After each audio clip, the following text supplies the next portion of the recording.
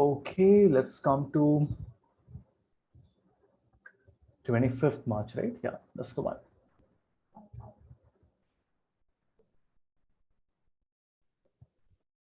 Sorry to interrupt, sir. Sir, was the video about the like three applications, and we are having the comparison between all the three, like how we can relate the VLOOKUP with the merge and all the applications of that in Excel? No, what? I'm sorry. What is the question? So you saw the video that you just uploaded about merge versus VLOOKUP. That, sir, was that only the comparison between all the three, that how we will be using that in Excel? The difference between the three, something of that sort. Correct. I mean, I've done the entire example from scratch. So I've taken the same data set and I've shown you how to get the result on Excel, on Power Query, and on DAX. Thank you, sir. All right, so let's quickly recap what we have done so far very quickly. I will go to transform data to open Power Query. Okay, first we combined 3 years of sales. That was a historical sales. That was 2011, 2012, and 2013, right? That's the first step. After that, we combined another folder. This folder only had 1 year in it, that is 2014. But in this, we had to do a little bit of data cleaning, correct? So if you look at the steps on the right side, these are the steps that we performed. The initial ones are the automatic steps. But after that, remember we did this merged columns because my order ID was in 3 different columns. If I can just show it to you once again. My order ID was like this, part 1, part 2, part 3. So we had to merge everything. That is what we have done here. And then we also had another issue, which is that the city, state, and country was all merged together, but we did not want that. We wanted it to be split into 3 different columns. So we did that using split column by delimiter. Then I also renamed the 3 columns like this. After that, we appended both the tables or both the queries.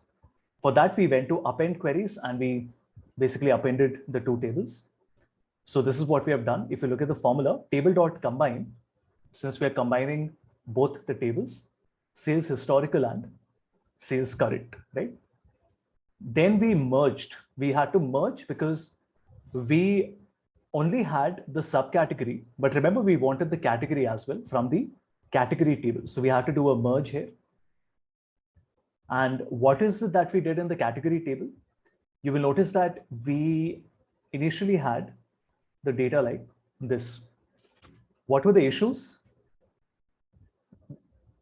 There were some null values. That's why you have this black color. You can also see the null values. The heading was not coming correctly. The text is all capitalized, but we want proper case. That means the first letter of each word should be capitalized. And of course, we wanted to fill these values. So how did we do that? First, we said promote headers, which is this one. First row as headers. Next, we did a fill down, which is simply right click and then fill and then down.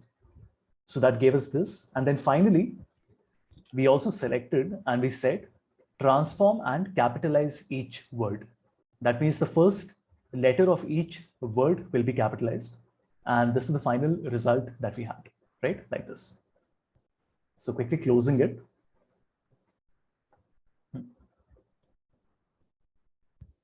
Also, if you look at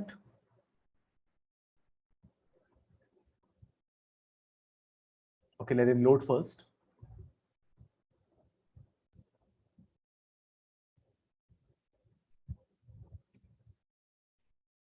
Also, if you look at the modeling view, remember we had connected the date table for this. I told you that for calculations like quarter over quarter change, you have to make one. This might look very complex in the beginning because these automatic relationships have been created. So this category has been connected with, sorry, the subcategory has been connected with the subcategory. Here as well, subcategory has been connected to subcategory. Here as well, subcategory has been selected and connected to subcategory like this. Sometimes the relationship comes automatically. Sometimes you have to do it manually. Now you always have a choice. You can either create a relationship or you can do a merge. Now, how do you decide? That is exactly what the video is for. So the video explains to you how to use a relationship and how to use a merge, right? But this is a question to which there is no easy answer where I can say that, okay, this is what you have to do. So if you Google merge versus relationship in Power BI, you will see that there are lots of discussions around this topic, that should we do a merge or should I create a relationship? Do you see this?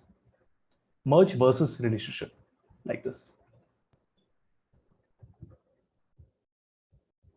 There are many articles and you should read not just one, but several articles to understand this topic well.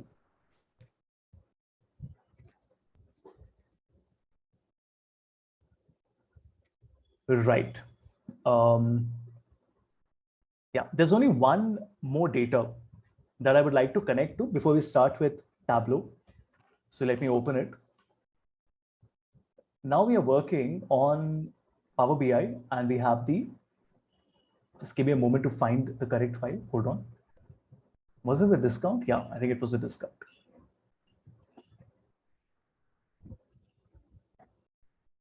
Hold on. The discount, let's quickly look at it. And we have this, perfect. Okay, so what I'm saying here is that every transaction will get a discount. That means if my order priority is low, right, and my shipping time is 1 day, then I will get 0% discount. See, look at the logic here. If my order priority is critical, right, and I'm able to offer the person a 1 day shipping, then I don't need to offer them a higher discount. Makes sense, right? But if I am offering a 7-day shipping and my order is critical, it's like the customer is paying more money because it's a critical shipping. So I go to FedEx and I say, give me the 1 day shipping, which is like really costly. And FedEx says, sorry, Havish, but we can't give you a 1 day shipping. The best we can do is 7 days. The least I would expect is that they offer me a discount, isn't it? So it's all very logical that if the order priority is low and if you're shipping it in 1, 2, 3, or 4 days, you don't need to offer a discount to the customer, right? Because the order priority is low. That means the transaction value is low, correct? The transaction value is also low.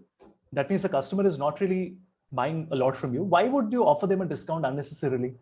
But if your shipping is taking a lot of time, then you are a little on the back foot and you would want to offer a little more discount to the customer.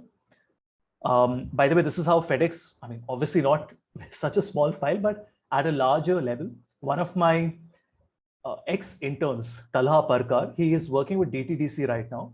He started with a sales profile, but then he was working on Tableau, so he got an internal transfer into a Tableau data analyst role.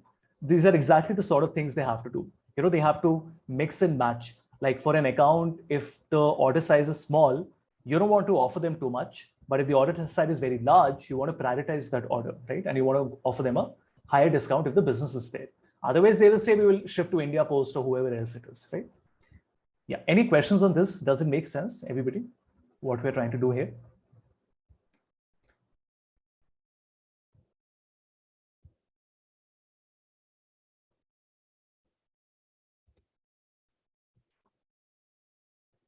Everyone? Okay. Now, my request from all of you would be that for this one problem, right? Don't do it with me. I'll tell you the reason why. This is a little over and beyond what we were planning to cover. We have already done a lot of things on DAX and Power Query and data visualization, correct?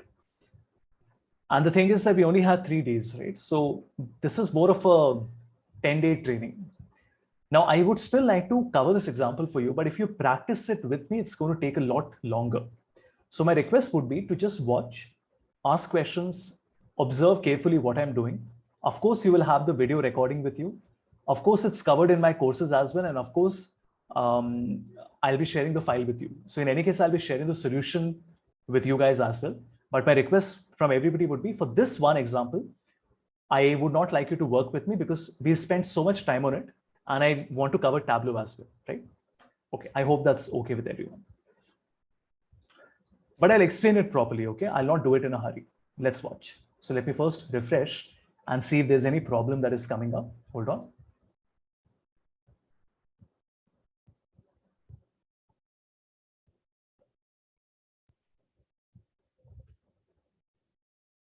Okay, no problem. It says that there are some errors that are there, and I'm not sure why that is happening. Let's quickly go and check. We should not be scared of errors that happen. Let's see.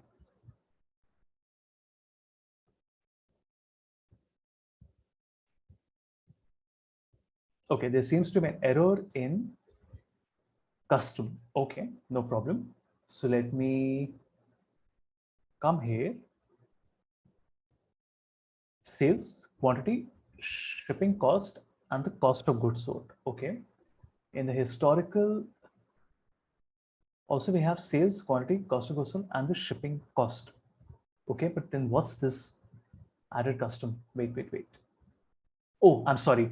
I was trying to do this text.length to show you that we can write formulas. Let me remove that to avoid any confusion. Okay, and I think the refresh should work perfectly now.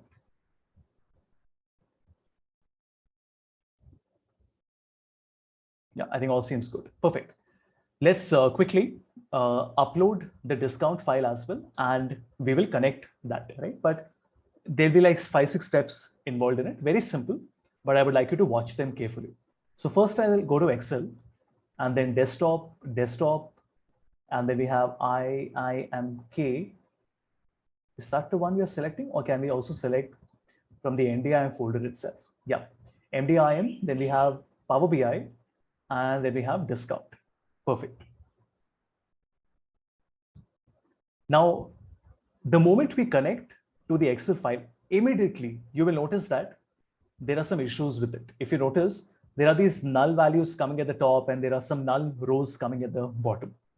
Never be afraid when this happens. It's very common because in Excel, we put our data in a format which is not like a flat file or a simple file, a simple tabular layout, right?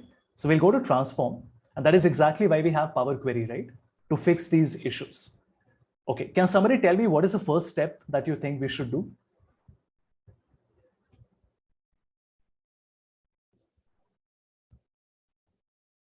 Anyone? Just by looking at the data, what do you think is the first thing we should do?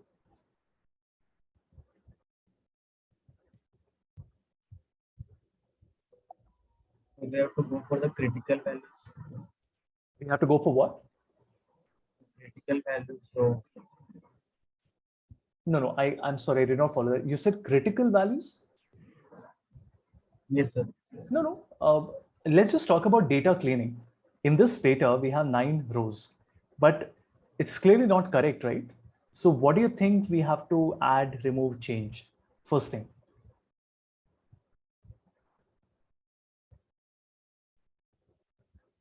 To remove first 2 rows with We have 3 to remove rows. the first, not just the 2. We have to remove the first 3 rows, right? Correct? Yes, sir. Yes. Now I can also click on the drop down and then deselect the null value. That's one way of doing it, right? Like this.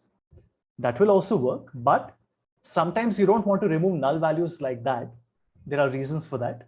For now, I just want to remove the top 3 rows, correct? Let's see how we do that. So I'll go to remove rows and I'll say remove top rows. How many rows do we want to remove? We want to remove the top 3 rows. Just like that, we also want to remove the bottom 3 rows. So I will go to remove rows, remove bottom rows, and I'll say 1, and that will remove the bottom row. But now my first row should become what? Anyone? My first row should become what? Order priority 1 day, 2 day, 3 days, 4 days, 5 days, 6 days, 7 days. It should become what? So headings. The heading, actually. right? And how do we do that? Yes, sir. We can change the heading using that, use the first row as header. First row as header, correct? So Yes, we also know how to do that. Let's do it. So it looks a lot better now, right? But the only problem is that the data is in a pivoted format, which means These are my rows, these are my columns, these are my values. It's a pivot table. That is not good. I cannot have my data in a pivoted format because it's very difficult for Power BI to understand how to read the data. So it has to become a normal tabular data set, right? So there is something that we call as a flat file. Let me just show that to you. There is something we call as a flat file. A flat file means that it's a collection of data stored in a two-dimensional database. What does it mean? The column of the table represents one dimension, while each row is a separate record. Can you tell me, is this a flat file or not? Anyone? Let's look at the rule once again. It says that the column of the table represents one dimension. That means, like if you notice here, first column is order ID, second column is customer ID, third column is order date. But is that the case in our data here? Is each column representing a different dimension? Or is every column representing the same dimension? It's the same dimension actually. Same dimension, right? So that is not correct. I should not have 1, 2, 3, 4, 5, 6, 7. It should be 1, 2, 3, 4, 5, 6, 7. So ideally in this data set, how many columns should be there? 3 columns. First column will be order priority. Second column will be, anyone? First column will be order priority. Second column will be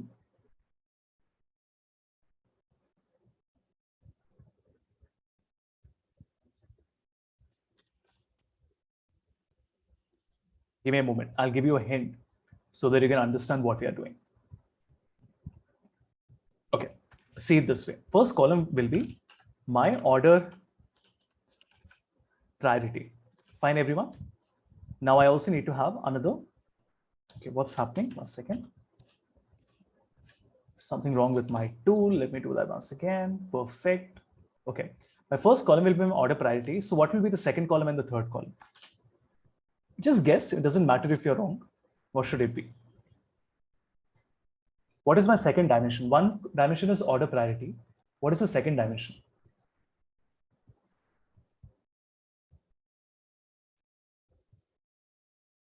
Sir, low, medium, high. Is the order priority that we already have. It's the order number. The value or scale. The days. What does it mean? Okay. Low. Days is 1. Then days is 2. Then days is 3. So how many times will low come?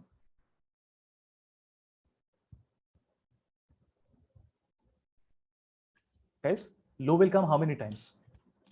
If this is going from 1 to 7, how many times will low come? 7 times? Yes, sir. Agreed?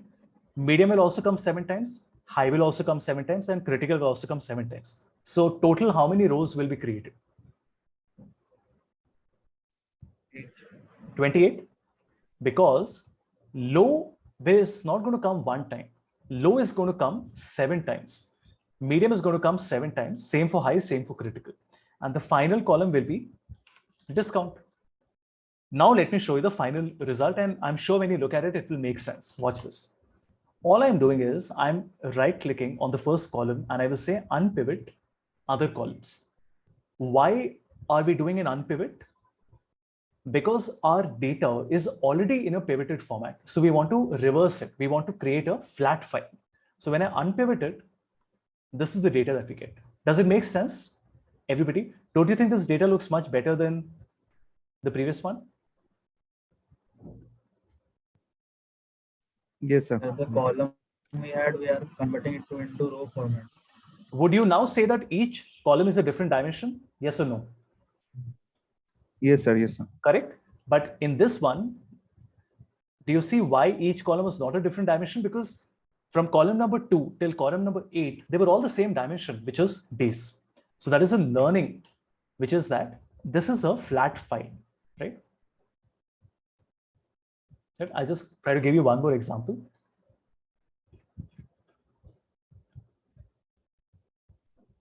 A second, just give me a moment.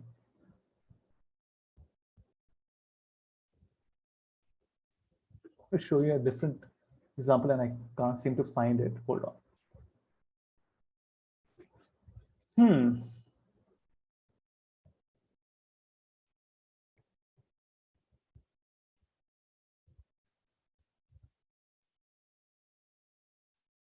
me a moment.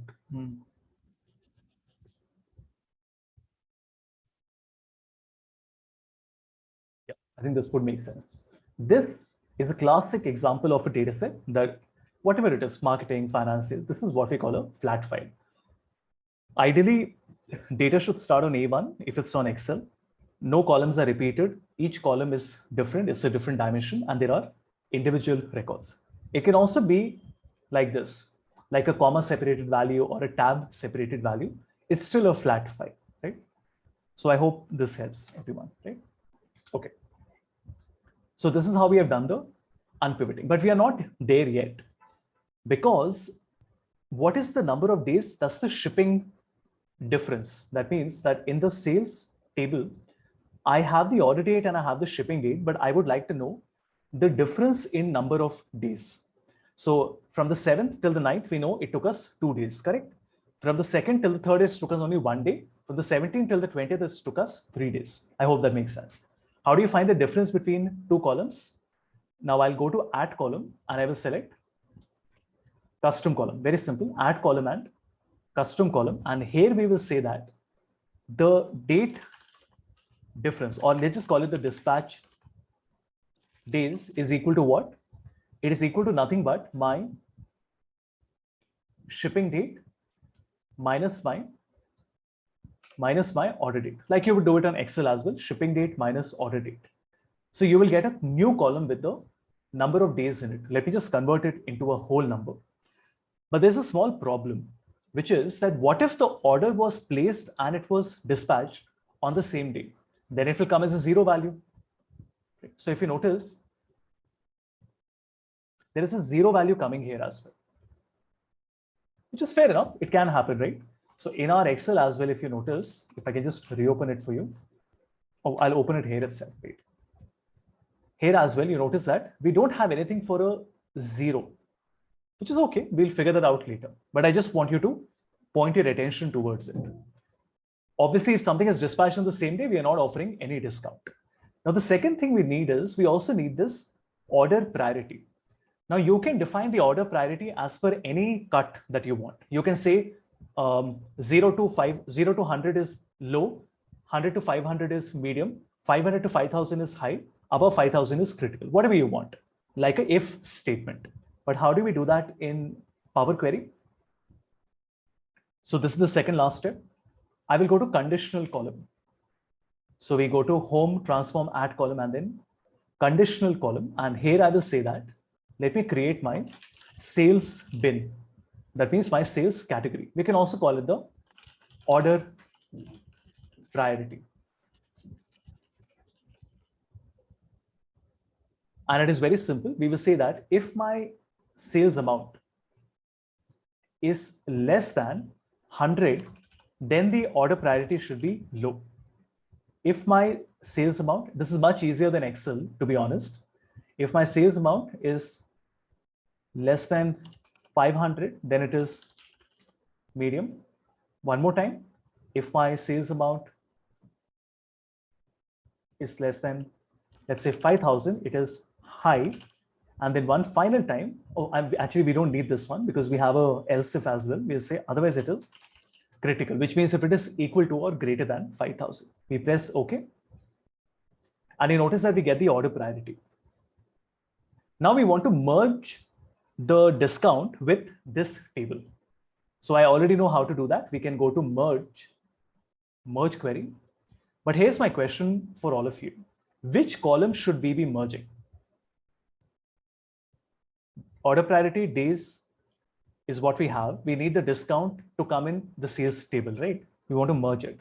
But which column should I use to merge them?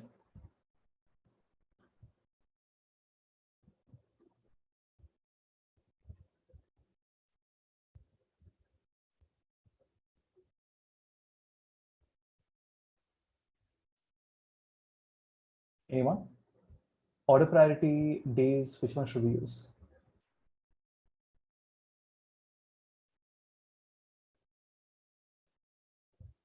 Just guess. It doesn't matter if you're wrong.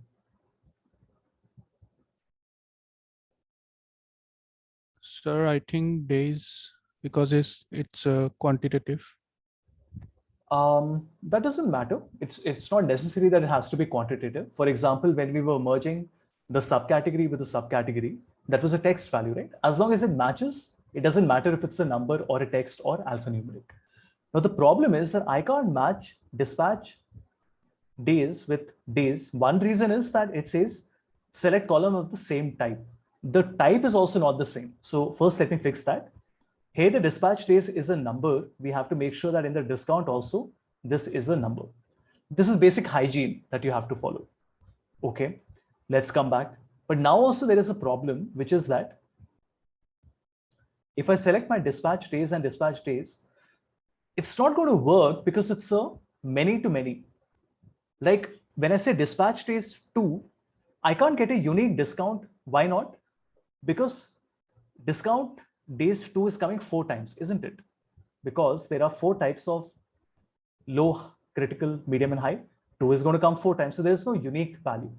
This is where we do something called a multi-column lookup. This is more advanced, but how we do this is we say dispatch days is not just the only column. We will press Control and I'll also select the order priority. The same thing we will do in the other table also. I will select days, press Control and select order priority. Do you see these numbers? 1 and 2, 1 and 2. This is correct. Once I do this and I click on OK, you're going to get the entire table like it always happens. Now I can just expand and then we only want the discount and we get the discount like this. But hold on. Keep in mind that there will be some null values as well. Why? Because this is where the shipping date was 0. Obviously, when the shipping date is 0, there is no discount offered. So we will have to manually change it. We will right click, do replace values like you do on Excel, find and replace. And we will say that every 0 or rather every null should be replaced with a 0. So now you notice we have zeros here. Now we can just change it to a percentage. I can change it to discount. And of course, then you can do calculation like sales minus cost of goods sold, multiplied by 1 minus discount to find the profit like that. We'll not get into that, but I hope you understand the workflow. First, we had to take the discount table, which was not a flat file. So we had to do some basic data cleaning, and then we had to do an unpivoting, change the data type. After that, we had to come back and we had to create a conditional column, which was to find out the order priority. So we said less than 100 is low, less than 500 is medium, less than 5,000 is high, so on. And we also did the difference between the ship date and the order date. And finally, we did a multi-column merge where we said that both the dispatch dates and the order priority have to be combined and then merged with the discount table to find the discount value. This is a very realistic example of the type of things that I have to do for my client projects, right? So I know I did it a little fast, but I hope you were able to follow. In any case, you will have to practice it a couple of times. All of this has been covered in my course on Power Query, conditional column, merge, multi-column merge. Everything has been covered, right? But yes, you have to take some time and practice it and take it slow. Don't do it in a hurry. You don't have to memorize it. Please remember that. You have to understand it. That is the important difference, right? If you memorize it, you will also forget it someday. You will also not be able to do other things. But if you understand it, it might take you longer, but then you will be able to apply it in other places as well. Right?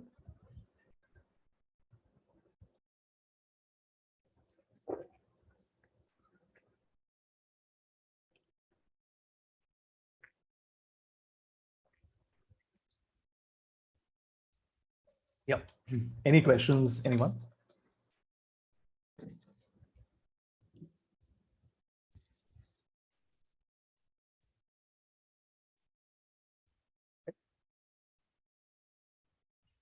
You guys can go back and watch the video once without doing it. Just watch, observe, pay attention to what all I'm doing. You know, a lot of people say, but why are you telling us to watch the video and not practice? I'll tell you why. When you watch a video and you practice at the same time, you're not really understanding much because you're just copying the action. You're saying, okay, Havish clicked here. Let me also click here. He selected this and pressed Control and selected the other one. I will also do the same thing. It is much better for you to watch completely undivided attention. Focus on what I'm doing, the words that I'm speaking, how I'm explaining, look at what all options I'm selecting, and then practice it. I feel that almost never should you watch and practice at the same time. It's never a good idea, because even unknowingly and unwantingly, you will end up just copying it. You will say, "Acha, he clicked there, let me also click here," without even understanding or asking yourself, why are you doing it, right? So that would be my experience that I'm sharing with you. I hope that helps. Cool. We're going to start with Tableau now, but if you have any general questions on Power BI, please go ahead and ask. I'll be happy to answer. Anyone?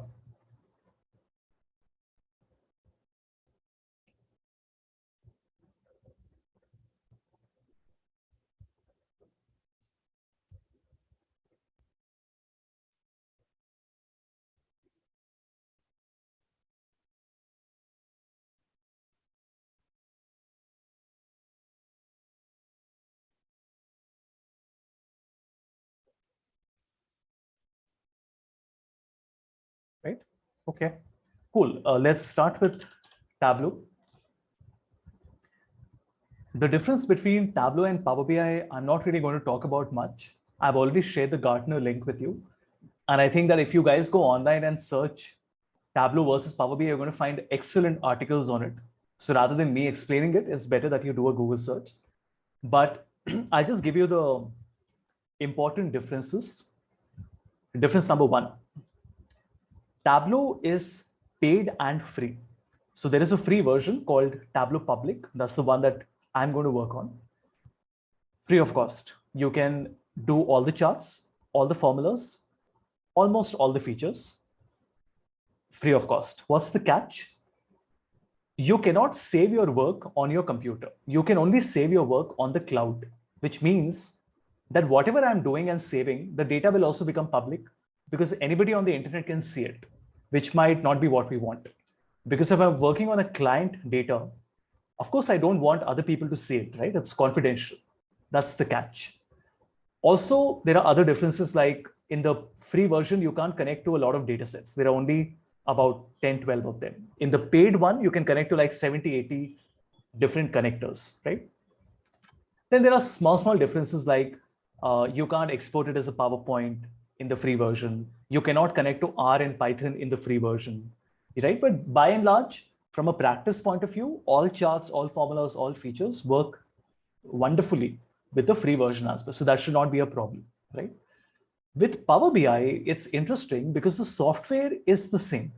In Tableau, the software itself is different. Tableau Public is free. Tableau Desktop is paid. The software is paid. In Power BI, the software is only one software, which is Power BI Desktop. The difference is in the license that you have, right? So you have the same software. I also have the same software, even though I have a paid version. What is the difference? Because I have a paid account and my version is different, I have a few more features. So things like I can analyze it in Excel files. I can refresh my data 8 times a day automatically. I can have data sets up to 10 GB like that, right? Also, from a price point of view, there's a huge difference. Power BI, one user license for 1 month will cost you $10. So $10 per user per month. Tableau, on the other hand, is going to cost you $70 per user per month. So there is a 7 times difference between Power BI and Tableau. Of course, on face value, it might seem that, but why would anybody purchase Tableau if there's a 7x difference? So that depends on a lot of factors, because it's not just one, right? You'll be buying many licenses. So as a large organization, sometimes you buy 500, 1,000, 1,500, 5,000 licenses, right? So like a Pepsi would probably have, I don't know, 20,000 licenses. So there you have a ratio that, I have these many free ones, these many paid ones, these many ultra paid ones, like that. So just to show you, there is something called a Power BI calculator.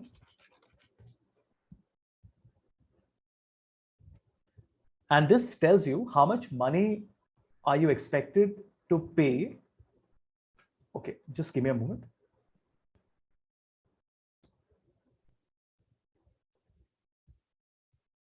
No, it's called the Power BI pricing calculator. Hold on.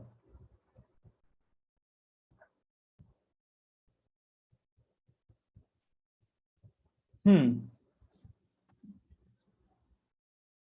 find it. They keep on changing stuff, so I'm not able to locate it, but hold on. Or maybe we can look at a different website. It doesn't matter. Okay, see this.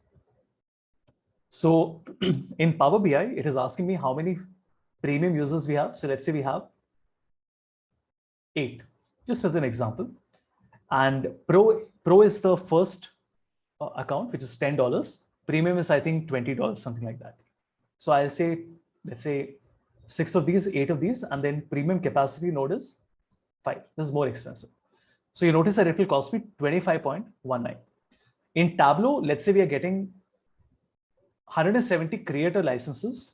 We are getting a few explorers. We're getting a few viewers as well.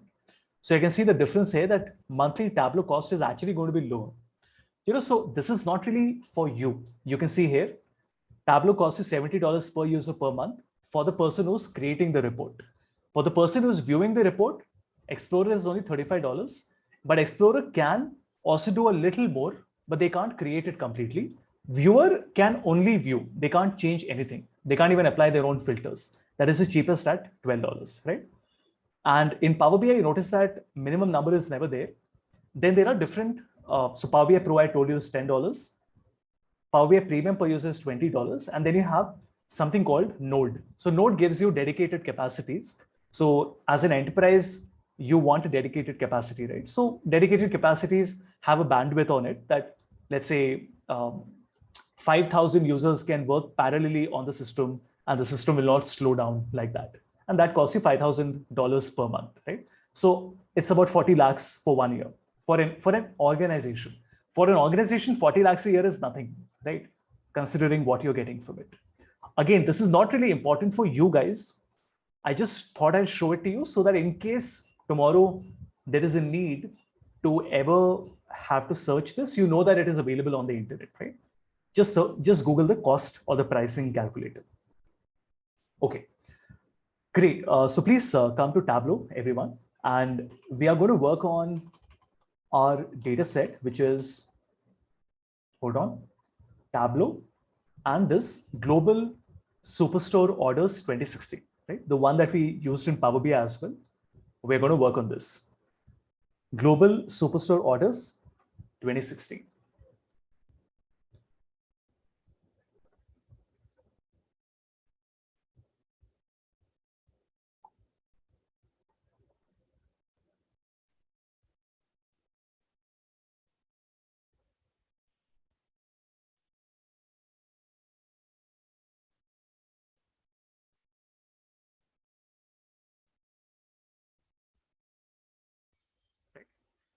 Okay, so let's go to Tableau, everyone. The first thing I'll do is to go to Microsoft Excel, and we will connect to our Excel file. I'll select the same file as well. So MDI, and then we have files, we have Tableau, we have only one Excel file here, and open.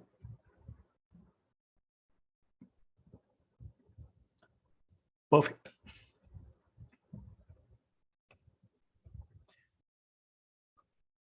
Now the first interface, the first screen that you have,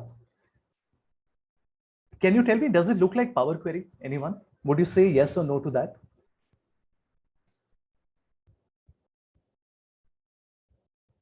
Does it look a little bit like Power Query?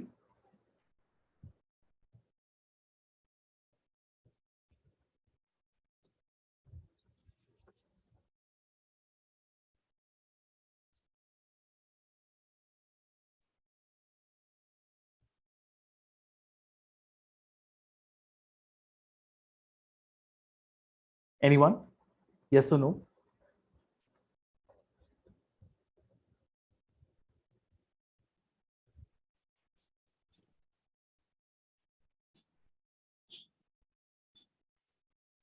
So a little bit, right? It little bit looks like Power Query, but then it's not Power Query, right? It's nothing like that.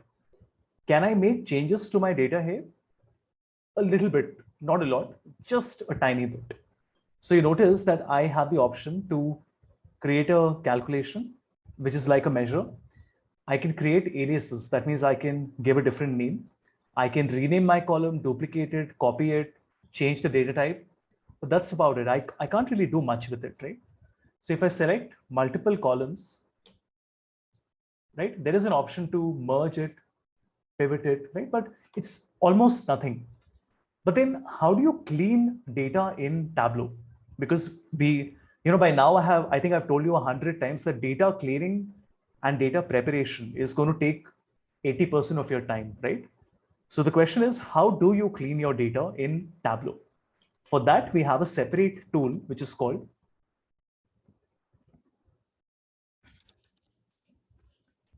Tableau Prep. Right, everyone? So we call it Tableau Prep. Tableau Prep is literally a competitor to Power Query. So the interface is a little different, obviously, but then what it does is almost the same thing as Power Query. So things like merge, append, duplicate, remove null, find and replace, join, concatenate, all those things that you do in Power Query, you can do the same thing in Tableau Prep as well. And this is, of course, integrated with Tableau Desktop. So you can do your data cleaning here and then bring the data into Tableau Desktop, right? That's the workflow, what we do. Okay. We also have the option of doing a merge, as you can see here. So this is my merge, everyone, and this is my append. So a few options are here, but then not a lot. Anyway, for now, we don't want to make any change to the data. Our data is already in a great shape. All I would like to do is to go to the sheet at the bottom. We have sheet number 1. In Power BI, we call them pages, but in Tableau, we call them sheet. So I'll go to my sheet.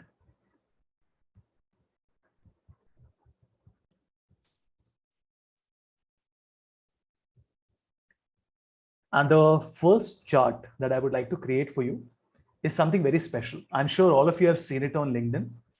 It is called a packed bubble. You've seen those circles, right? Where there's one large circle, one small circle, like that. I'll tell you how to create it. It's very simple. I'm going to put my segment, right? How do you select that? You simply double click on it. So if I double click on the segment, it comes in the rows. Let me do it one more time. You can even drag it manually. So I can drag the segment into the rows like this. And then next to it, we will keep the sales value. So I'll put the sales value here. Or you can put the sales value in the text, right? Like this. And finally, on my show me button on the right side, select the last one, packed bubble.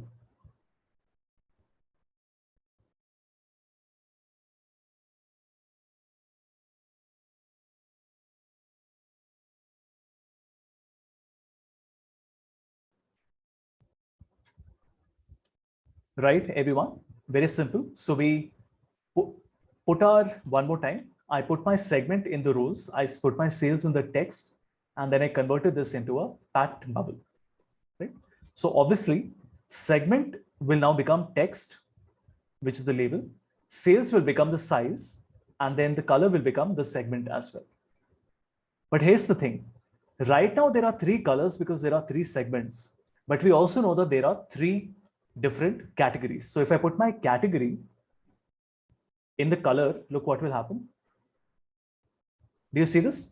Now you notice that because our category is in the color, the segment is coming like this. So we have consumer, consumer, consumer coming 3 times because there are 3 categories that we have. And if you put your market, remember there are 5 markets. If I put my market in the color, see what will happen. Now I will get 15 different bubbles, which means that there are 5 markets. So there are 5 different colors. So we have this 5 different colors. And then in each color, we have 3 circles, 1 for each segment that we have, like this. And you can even make it larger. So if I put my, let's say, region, right? Now you will get like this. Just try this out, everyone. The packed bubble.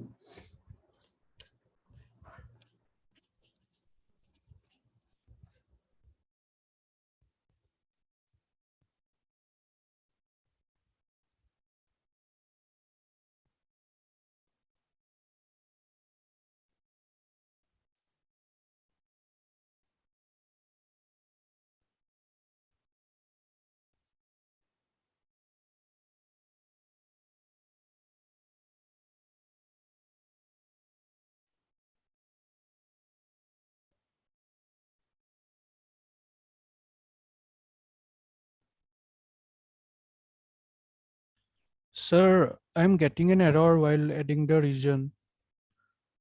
Share your screen. Let's see.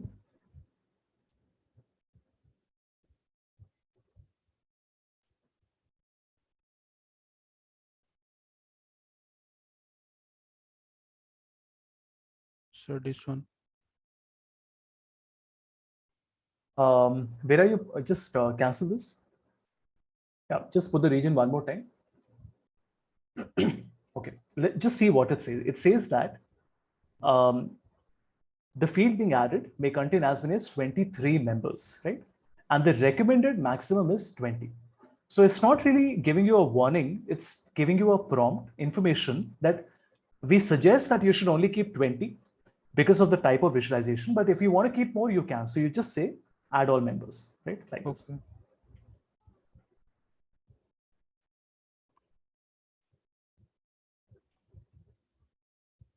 So I'll share my screen again. I'll also do it once. See, because I have many regions, the problem is when I keep the region in the color, right? It's going to get quite cluttered, no? One more time. Let me first keep this segment, right? And then I'll keep my region in the color. I'll add all members. So the reason it said, are you sure you want to do it, is because it suggests that you should not keep more than 20. And I hope you guys will agree to that, right? Because this visualization only makes sense when you have a smaller number of circles in it, right? Okay, so I'll just quickly do it once again. Market comes in the color. I'm sorry, my mouse is giving me some trouble, right? Like this.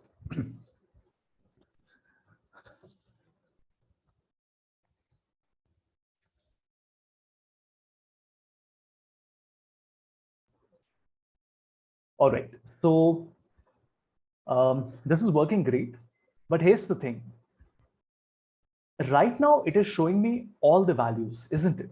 So if I put my sales in the label, you notice that it shows me the sales for all of them, which might not be what I want because the minimum is 155,000 and the maximum is 2 million. Maybe I want to keep a range. So I want to say only show me between 500,000 and 1 million. How do we do that? Remember in Power BI, I showed you a slicer. We will do the same thing here as well. So I'm going to right click on sales and we will say right click and show filter. So what does that do? You notice that a filter comes on the right side. That's what it is saying, right? That sales are ranging from 155 till 2 million. But we don't want that. We only want to see between 500,000 and 1 million. So we will say between 500,000 and 100 or 1 million. And there are only 4 of these. And this is dynamic. So as you move it, do you see how my chart is also changing? And this looks great. Just check this out. It's a beautiful way of presenting data. Power BI is not this fluid. You know, in terms of the animation and in terms of the visual appeal, it doesn't look this good, right? Tableau is very, very good at this. Please try this. Any confusion that you have, please ask.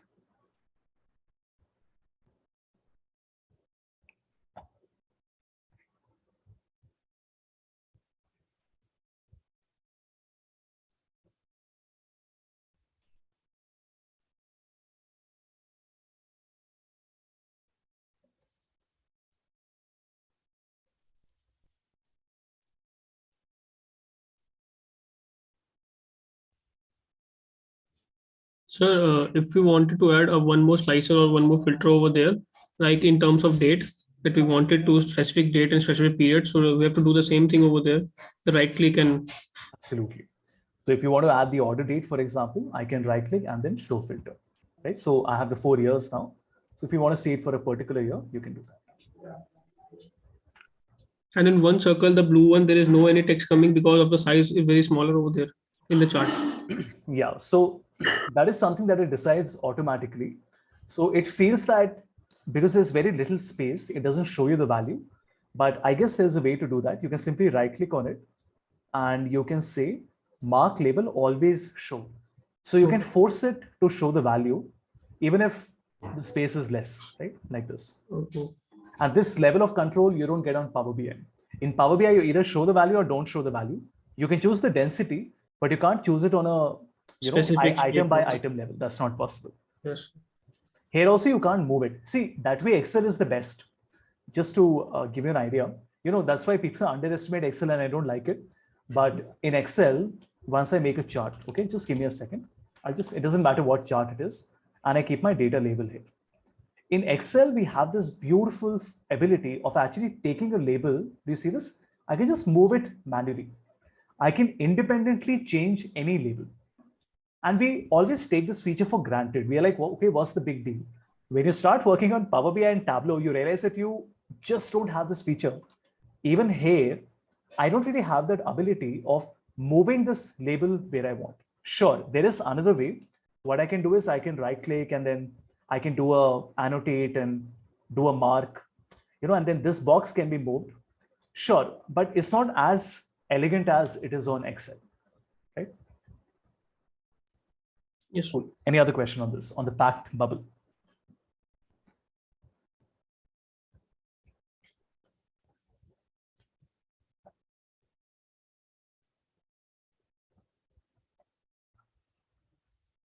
Good. Okay. Let's do something else. Let's make a map. Maps are fantastic on Tableau, period. Way better than Power BI. Even though Power BI has some add-ins, so you have Esri and ArcGIS and Azure and all of that. But natively, it's so much easier to work with maps on Tableau and they just look awesome, right? So please do it with me, everyone. We're going to make a map. Let's call it maps. Oh, by the way, this is how you create a new sheet, right? By clicking on the plus button. Okay. First thing first, can you tell me why is country, state, and city coming one below the other?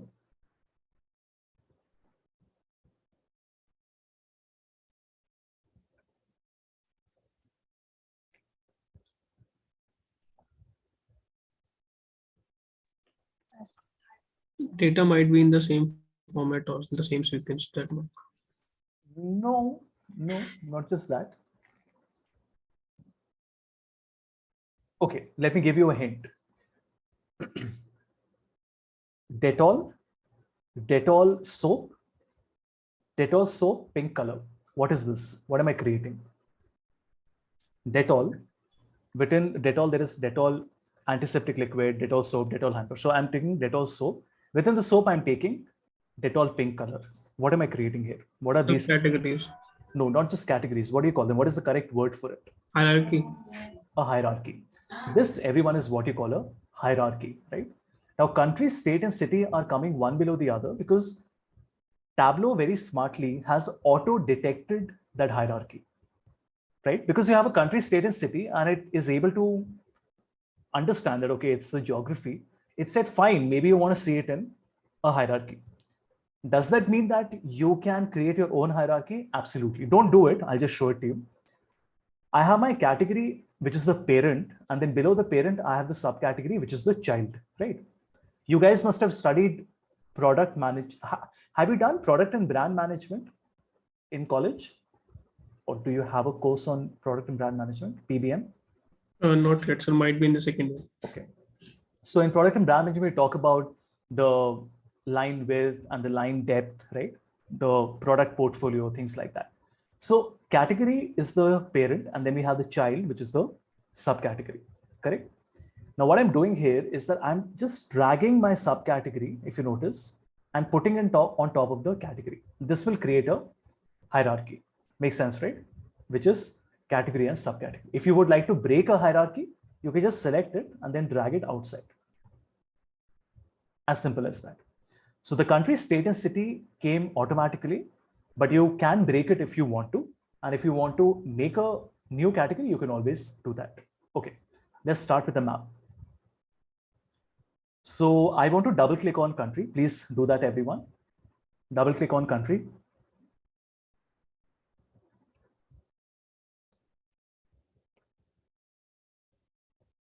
Is everyone able to see this? Where 165 countries on the map have been plotted. And how do I know there are 165? Because on the bottom left corner, it tells me there are 165 marks. Marks means every point on the visualization that you have created. Right? But I don't really like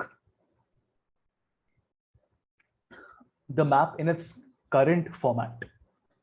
What I would like is to have a filled map. So I would like to put a color on the entire boundary of the country, not just put a dot. That doesn't look very good. So I will go to show me, and I will say that don't show me a symbol map, show me a normal map. This map, I'm sure all of you will agree, looks a lot better, right? Like this.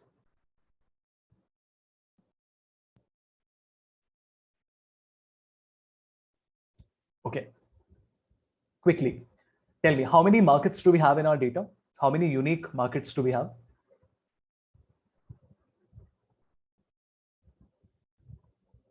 You should remember this by now. We have been working on the data for a while. So how many unique markets do we have? Guys, North America, USCA, Europe, Africa, LATAM, Asia Pacific, right? 5 markets. So if I put the market in the color, what do you think will happen here?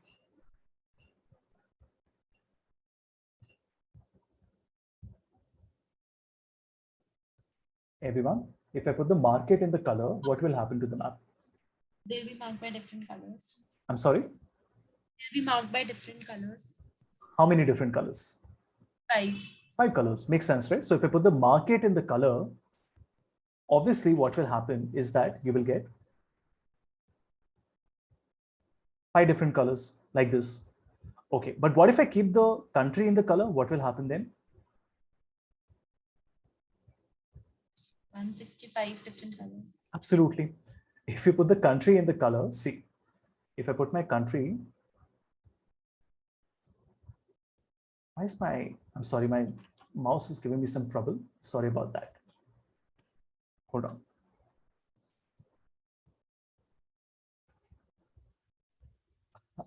Sorry, I just do it manually. 1 second. Sorry. Okay, so I'll add it to the color. How do I do that here? Transform silver. Anyway, it doesn't matter. I'll just do it like this. So you put it in the color and you get 165 colors, which might be very, I mean, it looks pretty. It's like a kid's coloring book, but it's completely impractical. Why would I want to do that, right? Okay, so let me undo that. Okay, now comes the interesting bit. If I put the segment in the color, what will happen? Just guess. If I put the segment in the color, what will happen?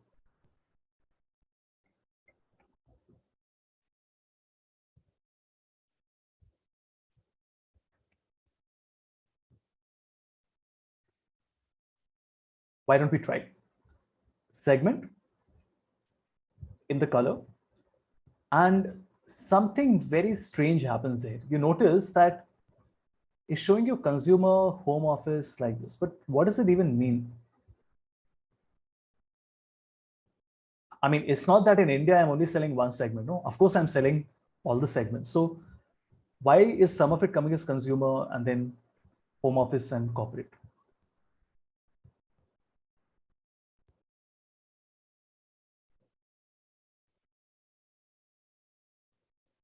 Anyone?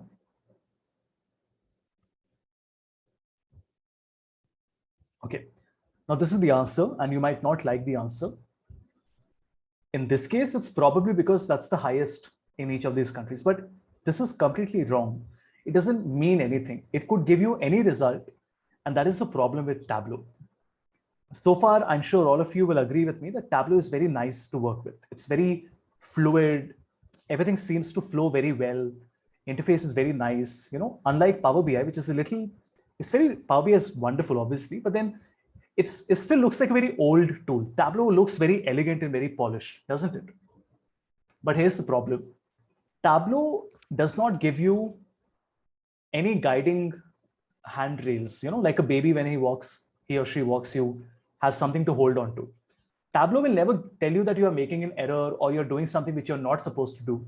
Remember in Power BI, whenever we try to do something which we should not have done, like I made a visual in a way it was not supposed to be made, it would tell us you can't do it. It is not allowed.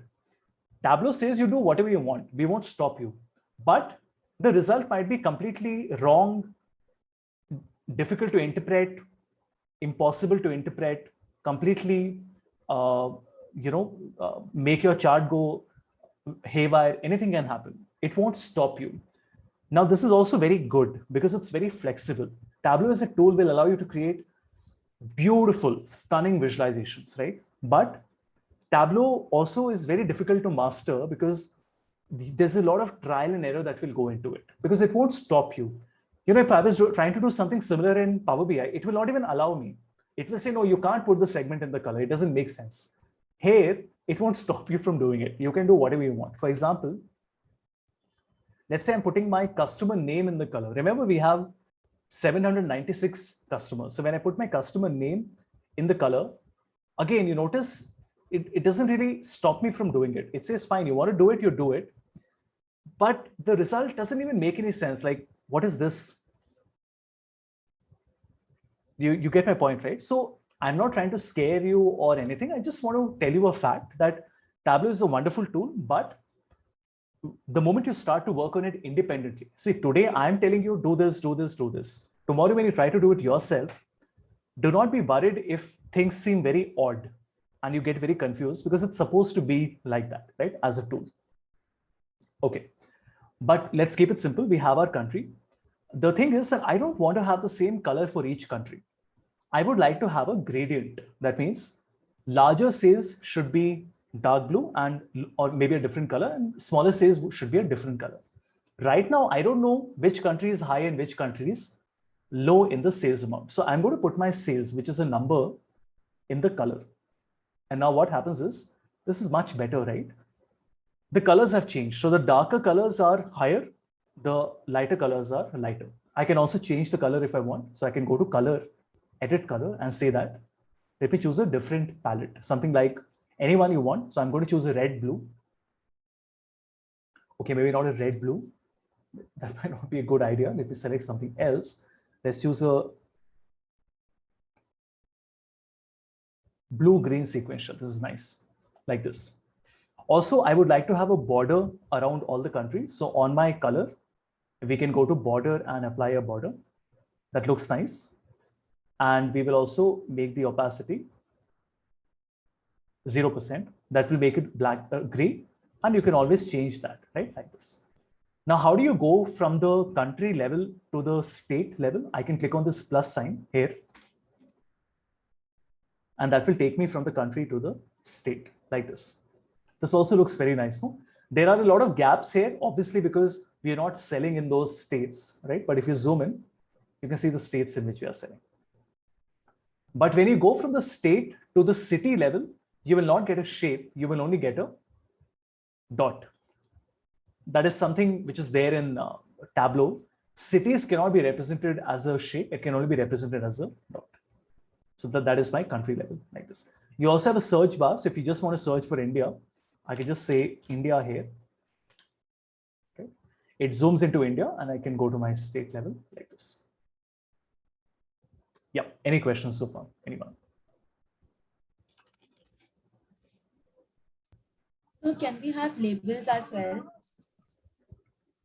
It might look weird, but just wanted to. I mean, you can, but then it would be preferable for you to keep labels only on the ones that you want to present, right? And not put it on everyone, because then I'll just show you how that looks. It will become too cluttered, right? Like this. Right? I'll give you a good example. Just see this. So I found this report by, I hope, yeah, this one. This is by Bain, right? So Bain and Company created, this was in one of the reports. I really liked it. I like the way they have this gray neutral color at the back end, the gray hue at the back. And then they have highlighted 3 countries, right? Germany, Denmark, and Spain only. They're not interested in the others because right now, why should I? I just want to focus on these, right? See what I made on Tableau. Almost the same, right? Of course, the data is different, but then I did the same thing. I just put a label only on these 3 and I put a different color on them as well, right? That might be a better idea. So how to do that? Let's say you want to write something about India or show the number for India, just right click on India, mark label, always show. So only India will be shown. But then this is still coming in the center, which might not be what you want. So you can right click and then annotate the mark, right? And this way you can actually move it like this. So this would be a better way of presenting the data, right? Like this. See, these are the, I mean, the question is a good question, but these are small things. These are not difficult to learn. Once you do my course, in the course, I've taught how to do all these things. This is not really what I want to focus on today because I want to expose you to all the features in Tableau. But of course, if you have any questions, ask me. I'll be happy to give you the answer.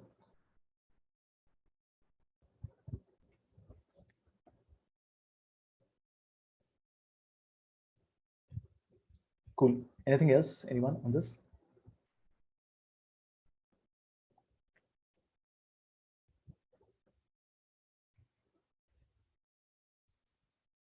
Okay, everything is going dark mode now, isn't it? Even LinkedIn has gone dark mode. So I can go to map, background maps, and I can select the dark mode. And there you go. This looks nice, right?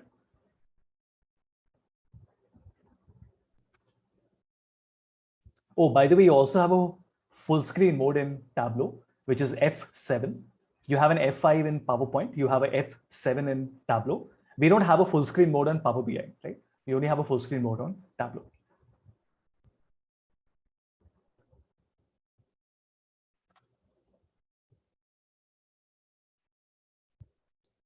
Also, nobody asked me so far, but you must be wondering, but why are we creating just one chart on one page?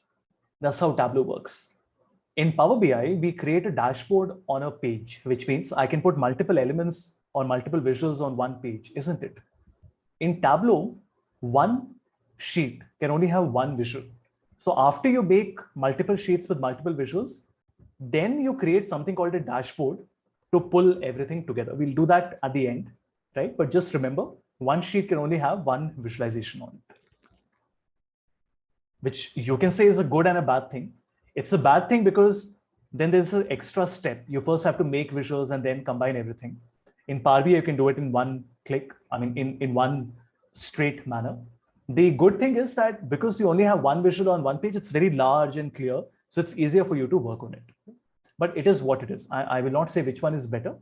They're different in that way. Okay. Cool. So quick recap, everyone. We have seen how we have loaded the data to Power BI.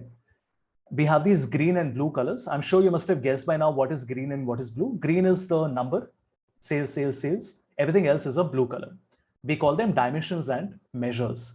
Now, don't confuse a measure here with the measure we have on Power BI. A measure here means a number. Any quantitative value is a measure. Measure in Power BI means a calculation. A lot of people get confused. They say, but how come we have a measure in Tableau? No, it's not a calculation. A measure means a number. That's all, right? And a blue means a dimension, which is a text geographic date value. Then, yeah, I mean, we've just covered it. So there's nothing to recap as such. Cool. Let's take our break. We'll come back and continue. I might take a little more time on today's session, maybe 10 minutes or so. We will see. I mean, depending on how quickly we are able to complete topics, I have a feeling it might be 10, 15 minutes more. So just be sort of mentally prepared for that, right? Cool. Let's take a small break, everyone. So I have a couple of calls to make. So let's resume sharp at 23:29. Okay. Yeah, 13 minutes should be good enough. So we come back at 11:30. we will then do our first calculation, which is the profit margin, which I showed you on Tableau and I showed you on Power BI. We'll do it on Tableau as well. And we will also do one more calculation where I'll show you how to combine a calculation with a parameter. We will do it when we come to that point. I'll do that example with you. Right? Cool. Let's take a break and I'll join you in 13 minutes, everyone.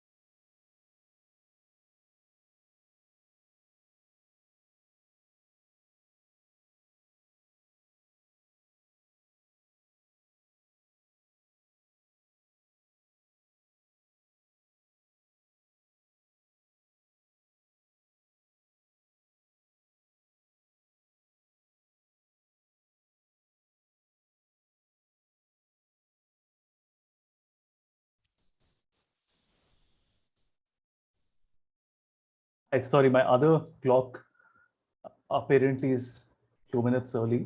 Just give me a moment.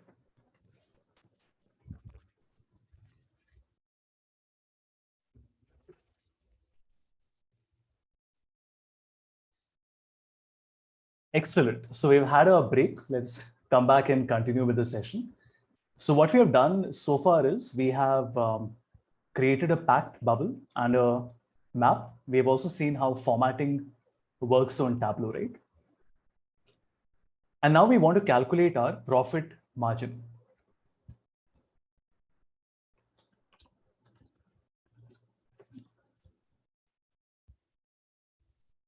So profit margin. Let us see how we do this.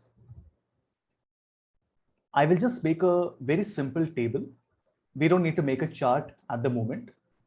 In the table, I will keep my market, profit, and sales value. So double click, double click, double click. The easiest way is to double click on market, to double click on profit, and then to double click on the sales value. Right? Any questions so far? Anyone on making this? Let me just clean up a little bit. We do not need this as well.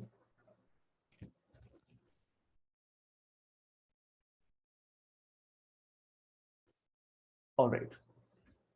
All good? Okay. Now we want to create a simple calculation, which is profit margin, which would be the sum of profit divided by the sum of sales, right? Very simple. But where do I write it? In Power BI, if you remember, we had gone to the measure and we said equal to sum of profit divided by sum of sales. In this, we create something called a calculated field. So I go to analysis, and in analysis, we have create calculated field. We will call it the profit margin. So PROFIT margin.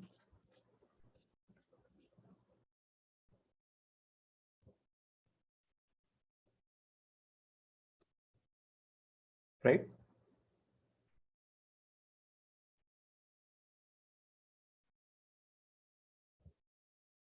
And you can see the list of functions available in Tableau here. It is not a very long list.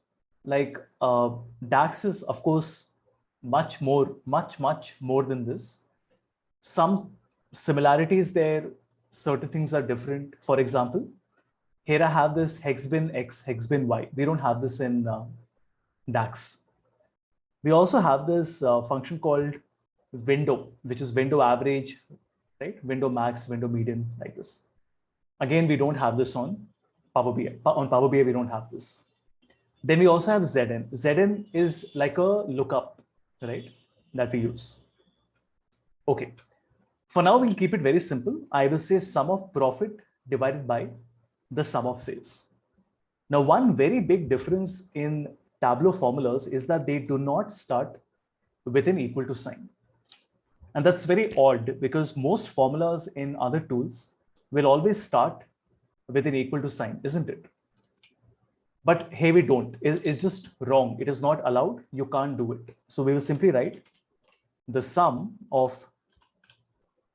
profit divided by the sum of sales. Very simple. The sum of profit divided by the sum of the sales value.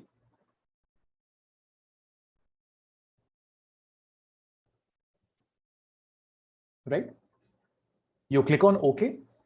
Now, where is that formula created? Here on the left side, there is a new field created called the profit margin.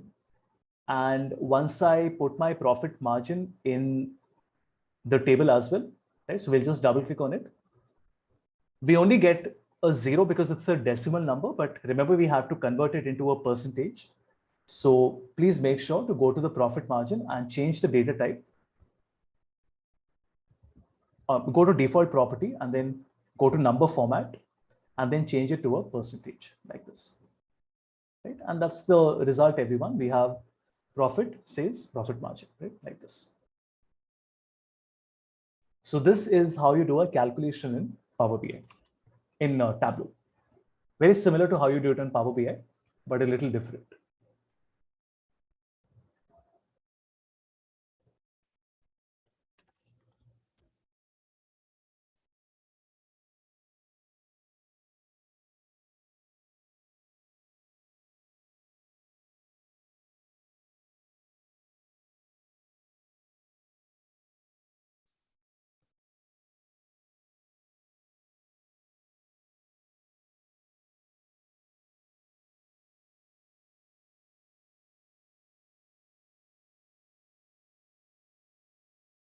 Any questions, anyone?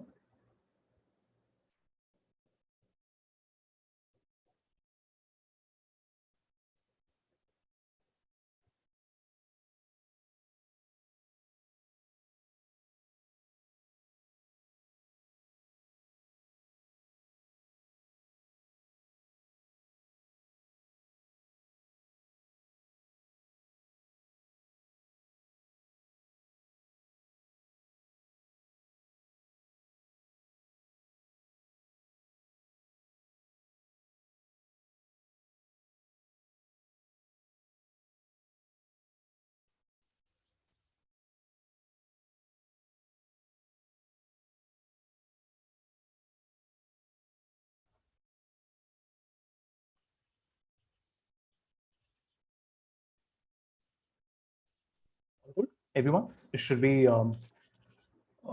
do one more? Okay, so let's come to a slightly more advanced calculation. Now, what I'm trying to do here is to create a reference line. That means I have the product, I have the sales for 17 products from the minimum to the maximum, and we want to have a baseline. And we would like to say how many of these are above and how many of these are below. Let me show you what I mean by that. So where is it? 1 second. Okay, let me just come to YouTube.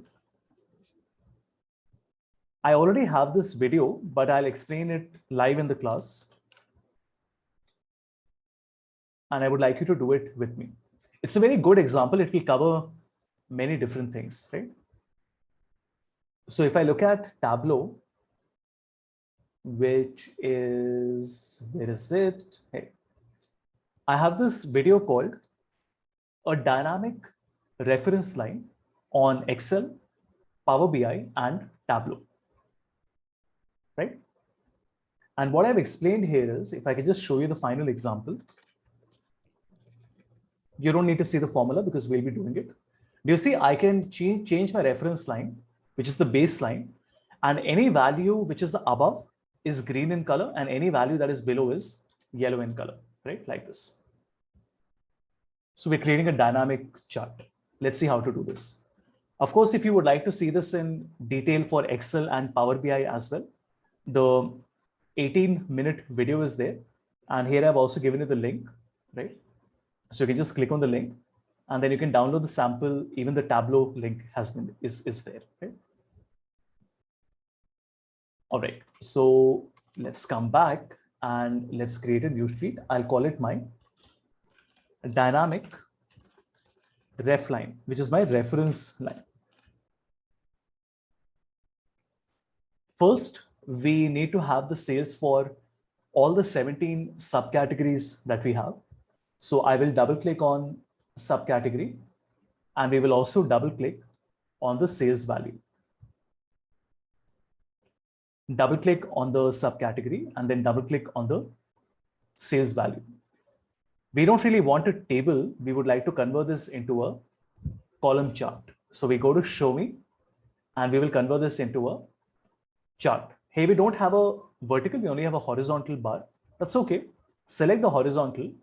And if you select the stat, you will get this. That's not what we want. So we will select the horizontal and then you want to reverse, right? So this is the button here. It is called swap rows and columns. The shortcut is Control W. So basically right now the y-axis has all my subcategories in it. So it's a bar chart. If you would like to rotate it 90 degrees into a column chart, then you click on this button and then you notice Control W is the shortcut like this. Right? Very simple. Right, so I'll keep on pausing. If you have any issue, ask me to stop and I'll explain it to you.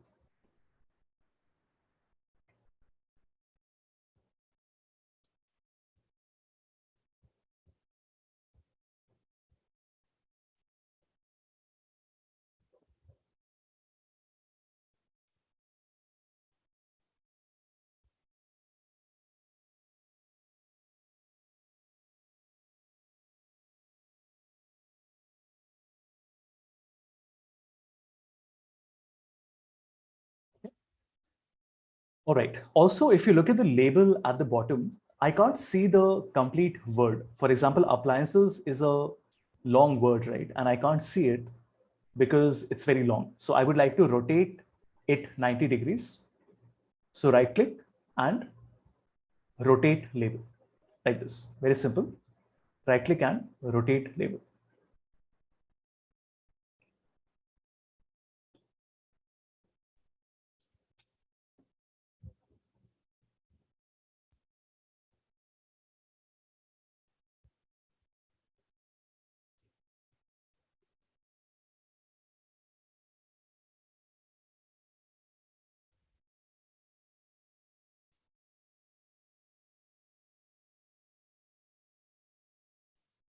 So once we rotate it for one, it will be done for all. Yeah. You can't rotate an individual label. If you rotate it, it will rotate. Even if you want to, you can't rotate only one. All of them will be rotated. Which makes sense also, right? Okay. Now I would like to have a horizontal line. Let's say we don't want a dynamic line. We just want to have one line at, let's say, 100, let's say 1 million, right? At this point, 1 million. How do you create that horizontal line here? I will select the y-axis. So you just click on the y-axis, anywhere on the y-axis, right click, and then you select add reference line.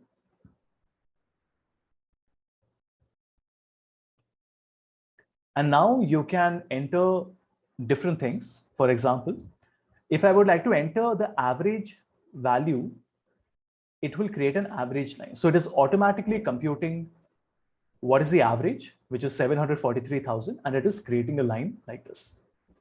Okay, but what if I edit it and I say, no, I don't want an average line.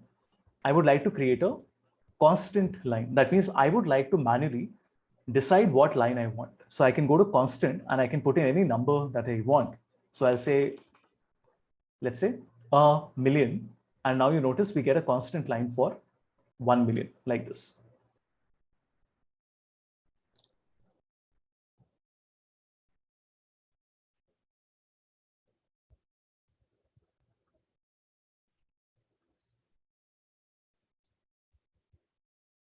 Right, everyone?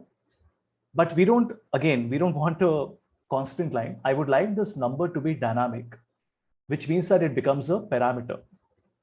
As the end user, when I present it to my client should have, or my manager, internal client, should have the ability to move this number up and down, right? So they should say, okay, what if I make it 50? How many of them are above 50, below 50? Okay, what if I make it 125, above and below? I'll give you a very practical use case for this. Let us say a company comes to campus for hiring, and they say that we are looking at minimum 75% in 12th standard. That's the rule, right? Some US-based company, they say we are looking at least 75% on the 12th as a cutoff point. And they realize that there are only 5 people from the batch who are making that cut because they are so strict about it, correct? So what will they do? They will lower the bar, right? So they will say, okay, let's look at 70. So maybe when they do 70, 25 students might be eligible, right? And when they say, okay, what will happen if I make it 65? If I make it 65, maybe 100 people are eligible. That is why this baseline or this reference line as a concept is very, very important. I will also give you a live example of a company that is already using it, right? So I'll show you one by EY and one by Arthur D. Little. Arthur D. Little is the world's oldest management consulting firm. So I would like you all to see.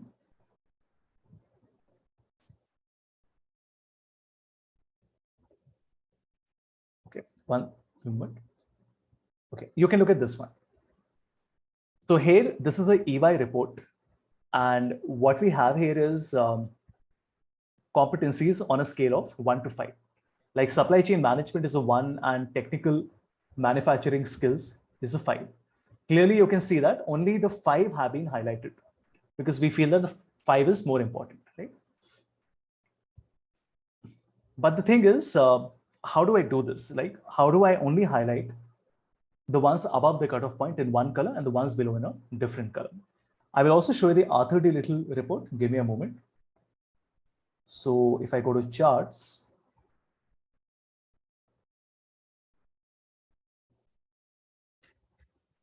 see this, right? This is a snapshot I've taken from one of their reports. And what they've done is they're saying that there are these banks, okay? HSBC, BNP Paribas, and so on. The number here is the number of key products that they have, right? So HSBC is offering 9 key products. Now I'm saying, what is the average product offering? So the average is this red line, which is 8. And what is the average cross-sell ratio? It is 4. Does it make sense? Average product offering is 8 and cross-sell is 4. Now I can move it left and right now to see how many of them are above average and how many of them are below average. Okay? So I hope you're able to relate to this and also see why this would be very useful for a variety of different things. Okay, now this 1 million has to become dynamic so that the user can decide what they want. Do they want a 10,000 or a 1 million or a 1.5 million? For this, we create a parameter. How do we do that? This white area that we have, I will right click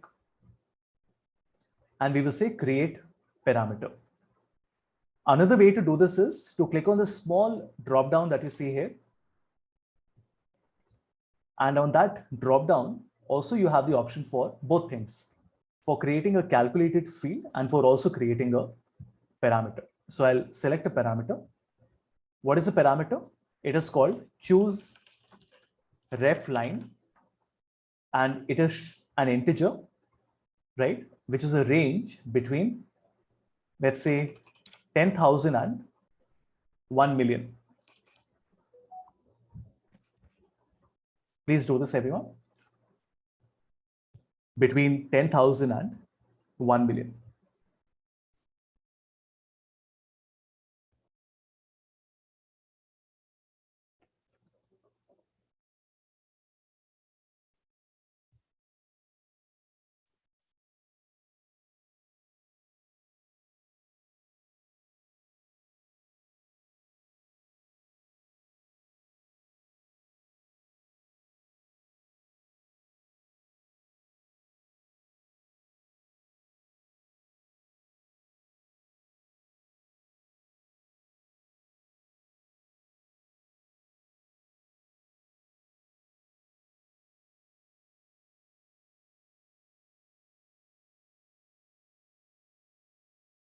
Right.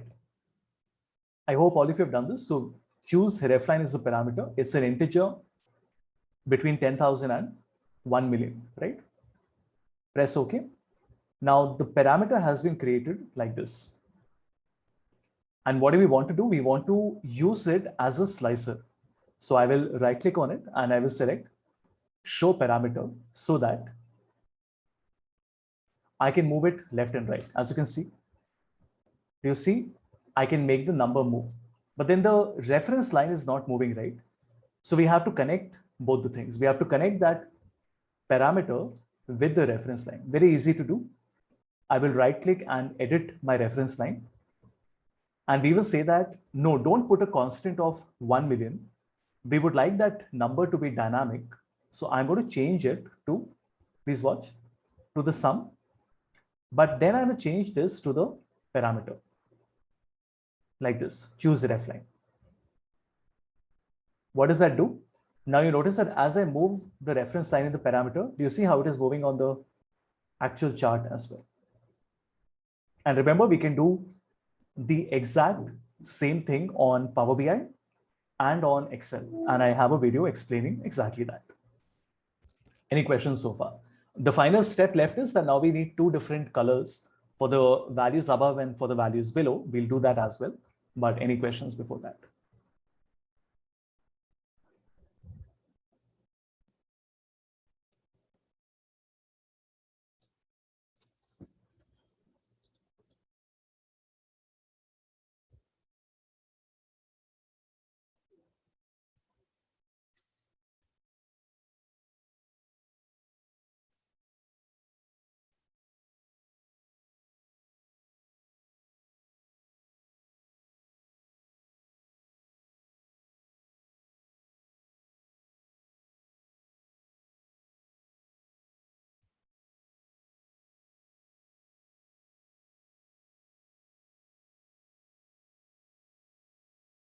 Let's do the final thing.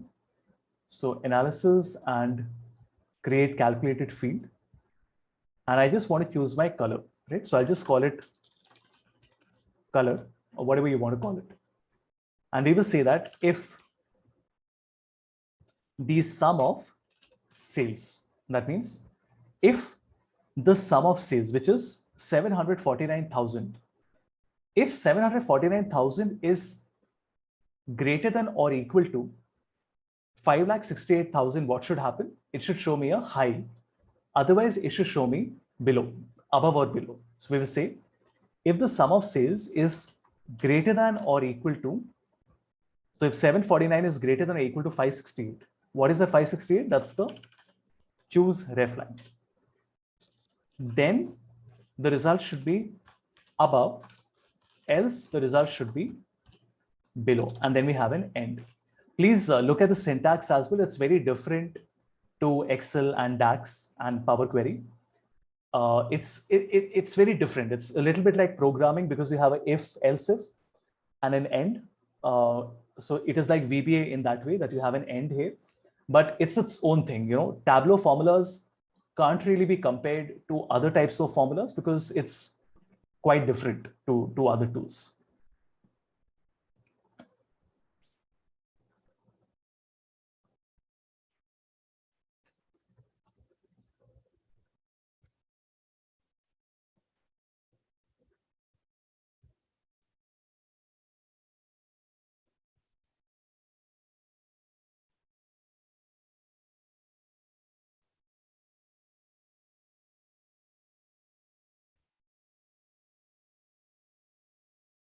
All good? So can you just tell this once again, like a sum of sales of which one should be greater than? Each one by one, I'm going to check it for each single subcategory. For example, is 749 greater than or equal to 568? No. So the result will be B. Is 1010 greater than 568? I mean, yes, it is greater. So the result will be A. Is it greater? A. Is 371 greater than or equal to 568? No. So the result will be B. Does it make sense? We are trying to find the result for every single subcategory, right? One by one. The reference line will be constant and we'll be checking with respect to that. Exactly. That's a good way of putting it, that the reference line is constant, but the sum of sales is different for each one of the 17, right? Like if I ask you how many of you are above the age of 23, just as an example, I will have to do it one by one. No, I say, okay, are you more than 23? Are you more than 23? Are you more than 23? Like that. That's what we are doing. Press OK, and we get this new field called color. Now remember, there are only two results. One is above, the other is below. So this can be put in the color now. I'll put it in the color, and that's it. We get two colors, but of course we don't want a yellow and a blue. So on the color, I'll click and I will say A is a green and B is a gray, right? Like this. And you notice that as I move my reference line, look how nice this looks. Whenever the value is above the reference line, it becomes green. If it's below, it becomes green, like this.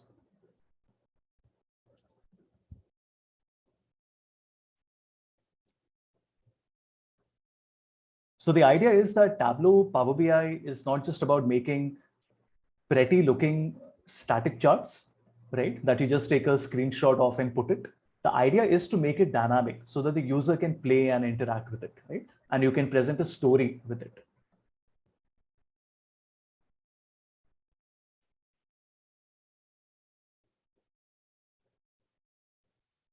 So when it comes to taking the tools like average and all, then we can choose like it is in the tool. But when you're taking a reference line, it should be with respect to a particular question. If it is asked that higher than this particular value or lower than this, so in corresponding to that only we will be using the reference line. You could have done this with the average also. So I'll just show you. So I'll say edit and I'll say that is my sum of sales. Let me just think how we'll do this. Just a minute.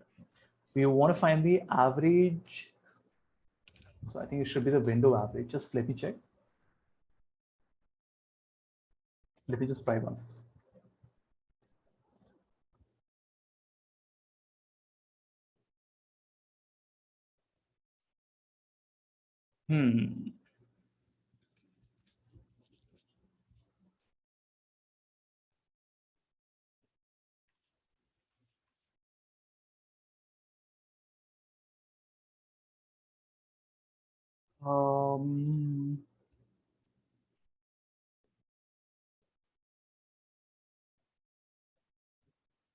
I'm just checking. Hold on.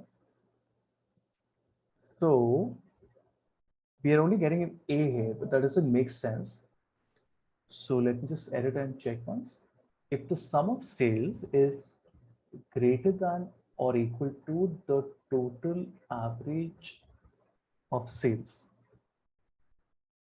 Let me just check.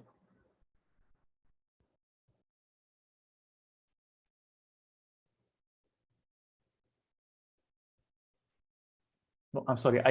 I'm not really quite able to do it now, but yeah, I mean, you can experiment on your own. It should be total or window average, something like that. But yeah, right now we are making this dynamic by, comparing it to this, but you can also compare it to some constant or average as well. Absolutely.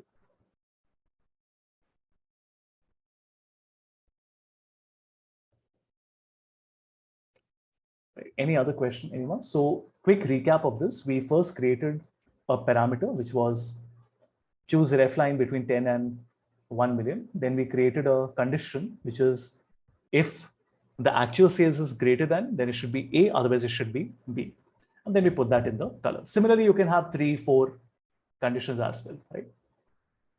Obviously.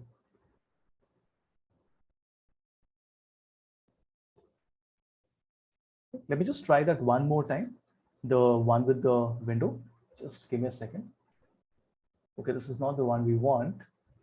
I would like to open my notes. Hold on.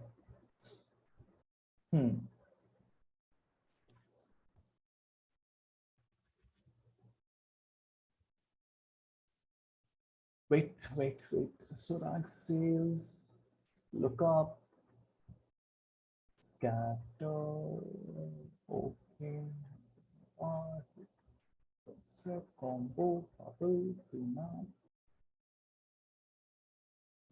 Can I say fixed? No, that would also not help. Why is it so complex? One second. Running sum.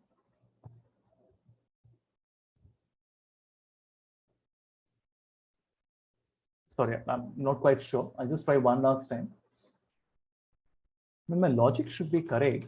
So we're looking at sum of sales greater equal to my window average, but it said the window average is not working, right? So it says the expression. One second.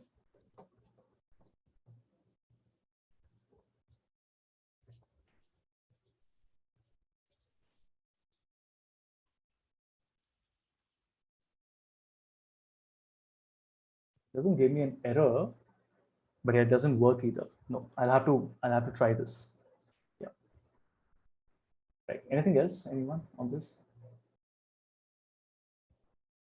Now, something are very strange about Tableau. You remember in Power BI, we had seen how to create a card, which is just one number, right? There was an option for that. In Tableau, if you would like to create a card, you actually have to make a new page, right? So if I want to make a sales card, I will have to make a new sheet. I'll have to put the sales in it, convert this into a number, obviously. So I'll just convert this into a table. And we'll also increase the size. So right click, format, and I will increase the size. Now, a lot of people find that very strange. They say, but why are you creating a new sheet to, you understand my point, right? Why are you creating a new sheet to just create a card? But that's the way Tableau works. One sheet can only have one visualization on it. Whether that visual is a complex visual like this or as simple a visual as like this, you have to make it on a new sheet. After all the visuals have been made, then you pull all of them together in a dashboard. How do we do that? This is the button, everyone. So you can either create a new sheet or you can create a new dashboard, right? So I'm going to select the dashboard. I don't like the size of the dashboard. It's very vertical like a phone, right? I want it to be like a landscape mode, like a normal laptop. So I will change the size to a fixed size, which is, no, not a fixed size, but to an automatic size, which is a, one second, fixed size, which is a generic desktop. My standard size, right? 1366 by 768. And now I can select which of the sheets would I like to show in it, right? I don't have to put all of them. I can select the ones that I want. For example, let's say I'm putting my sales card like this. Now you must be wondering, but why is it filling up the entire page? That's again something very irritating about Tableau. When you put something, it fills up the entire page. What you can do is you can click on this drop down and then you select floating. Floating means you can put it wherever you want. So if you notice, I can put it wherever I want, like this. Correct? Also, I think it's very large. With your permission, I'll just reduce the size a little bit. I think that's better. And we also don't want the title, so I'll just hide the title. Or maybe not hide it, I will just edit the title. I'll just call it total sales.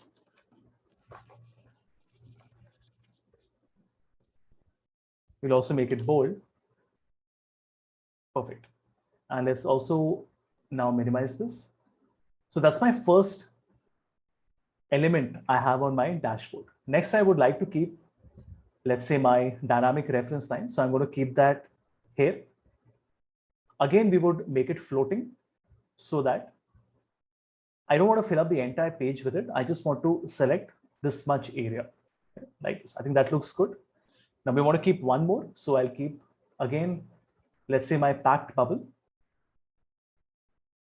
This also will make floating.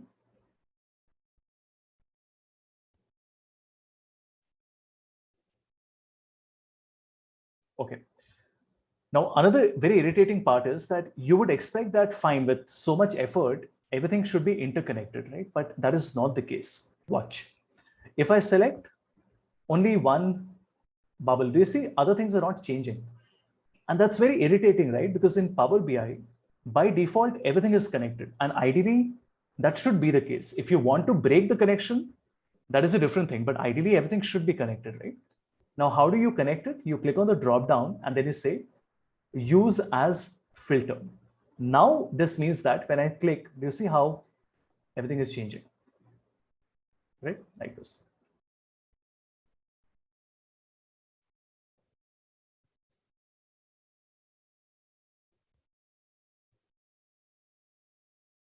Right? So yeah, just try, the dashboard will take you some time to get the hang of because it's just the way it has been created. I personally am not a fan of it. I find Power BI much more easy. But then, that's the beauty of Tableau because it's so flexible. You can create these beautiful charts because of all the level of flexibility that you have, right? So just try this out, spend a few minutes on it and let me know if, don't try anything very complicated. Just try the simple things. First, make it floating. All the pages that you're getting, make it floating and just drag and drop and, change the size like that.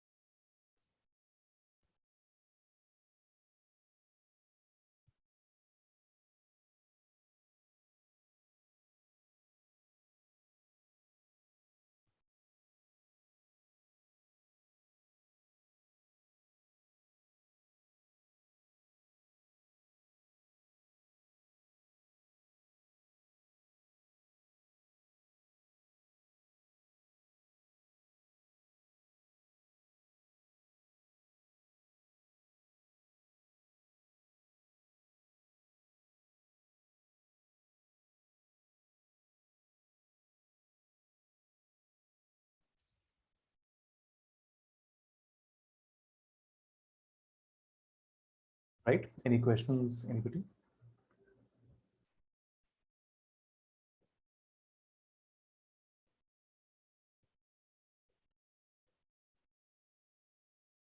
There was a beep. I think there's something on WhatsApp. Let me check that. Yeah, all good.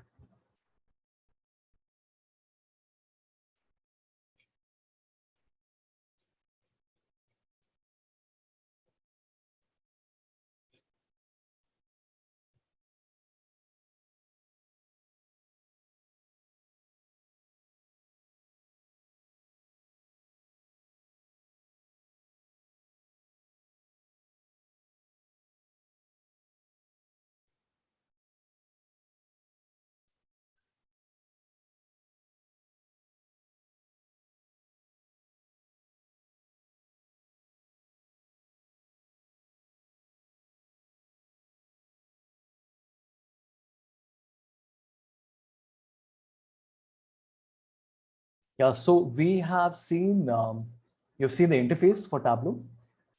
I spoke a little bit about the differences.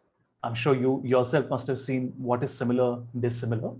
We have done the two most important things, which is parameter and calculated field. There are many other things like groups and sets, but then the more advanced complex thing is the parameter and the field that makes it dynamic, which I've covered for you, right?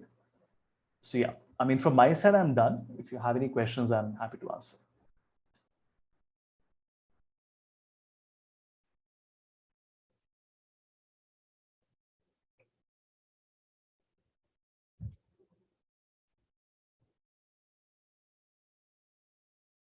And you guys should do what I do. I will even show it to you. If you notice, I have taken one snapshot from a report, okay? For example, like this. With IIM Kozhikode, I'm doing a 12-hour training. So obviously I'll cover much more, right? Today we only had like a 1.5-hour session. So I've taken one report from McKinsey and I've tried to recreate the same thing on Tableau. So, so that's a good practice because you have a ready-made example and you're trying to recreate it without trying to think of everything from scratch, right? Again, ready-made, McKinsey, another McKinsey, and this is what I made. Then you have a Accenture report. This is what we made. This is the EY report. This is what we made, right? This is the, I don't know, business standard or economic times, something like that. This is what we made, which is our YOY change. I have a video on this on YouTube as well, right? Then a scatter chart, scatter chart, scatter chart, our scatter chart. Map, our map. Bain and Company, our report. This is KPMG. This is another one. I don't know, McKinsey. This is our report. So you get the idea, right, as to what we're doing. Heat map, right? This is our heat map. Dot strip plot, combo chart, right? Bubble chart, tree map, like this.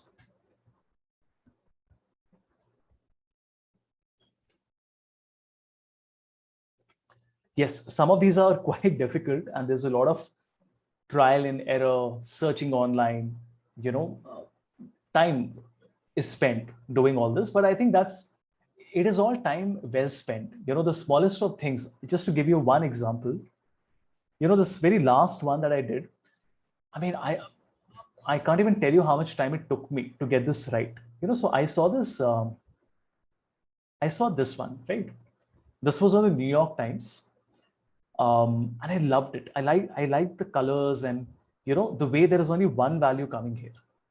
Now, I was able to get the colors, but I was not able to get the number in one place because the number would get filtered into all the small rectangles. So it took me a while to get it like this. So this is the formula that I had to write. This is a very advanced formula. These are called level of detail expressions. I have an entire course on this. You guys already have access to it on Teachable. I've covered like some 12, 13 examples. These are called level of detail expression. These are very advanced formulas in Tableau. Right? So I had to struggle quite a bit to think about how it is that I want to present it, and I managed to do it. This is something I'm very proud of. And while people might say, really, you spent 3 hours on it, like, is it a good investment of your time? Yes, it is. Because the 3 hours is not just about creating the solution. There's so much learning that happens, no? Because when you're doing trial and error, you don't just learn how to get the perfect answer. You also learn other things. You learn what not to do. You learn what happens when you do something else, like that. So never, don't listen to other people. No, other people who don't do anything, they will always comment on what you're doing. You should have the confidence and the realization that if you're spending 4 hours wholeheartedly with your undivided attention, studying and really doing something, and you feel proud of it, feel proud of it. It's time spent well, right? It's you should feel happy and proud that you have spent time. It takes a lot of energy and many years to become a data analyst and do data visualization on Tableau and Power Bi. Everybody thinks it's easy. I can just click and make a chart. Yes, you can, but to make it the way you can visualize it in your head is very difficult, right?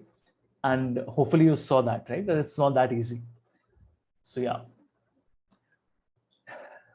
Any other questions, anyone?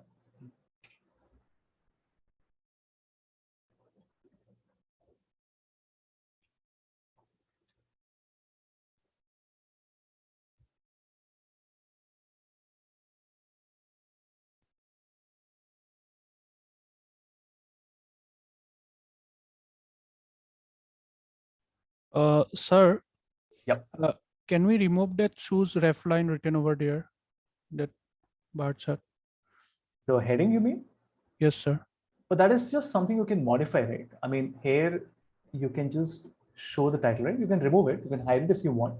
But then something should be there, no? Because otherwise, how will the person know what it even means? But yeah, I mean, Sir, if you want to edit, Sir, or in hide the it, chart, like it's you written in the mean chart. here? Yeah, Yes, of course. I did not bother to, but of course you can. I'll just edit it. And then where it says the value, the label, I will just put the value in it, right? So the number will come, not the choose ref line. Okay. Thank you, sir. So yeah, this would be better, right? So that you can actually see the number that you're selecting. So these type of small things, these are good questions. It's just that right now I told you, okay, do this, don't do this, this will work, this will not work. When you do it yourself, that's the fun part, right? It takes time. You have to Google, ask people, trial and error. But that's natural. How do I know all this? Of course, I study a lot, but that doesn't mean you can study everything. A lot of your learning comes from just doing it yourself, right? Great. Anything else that you want to ask?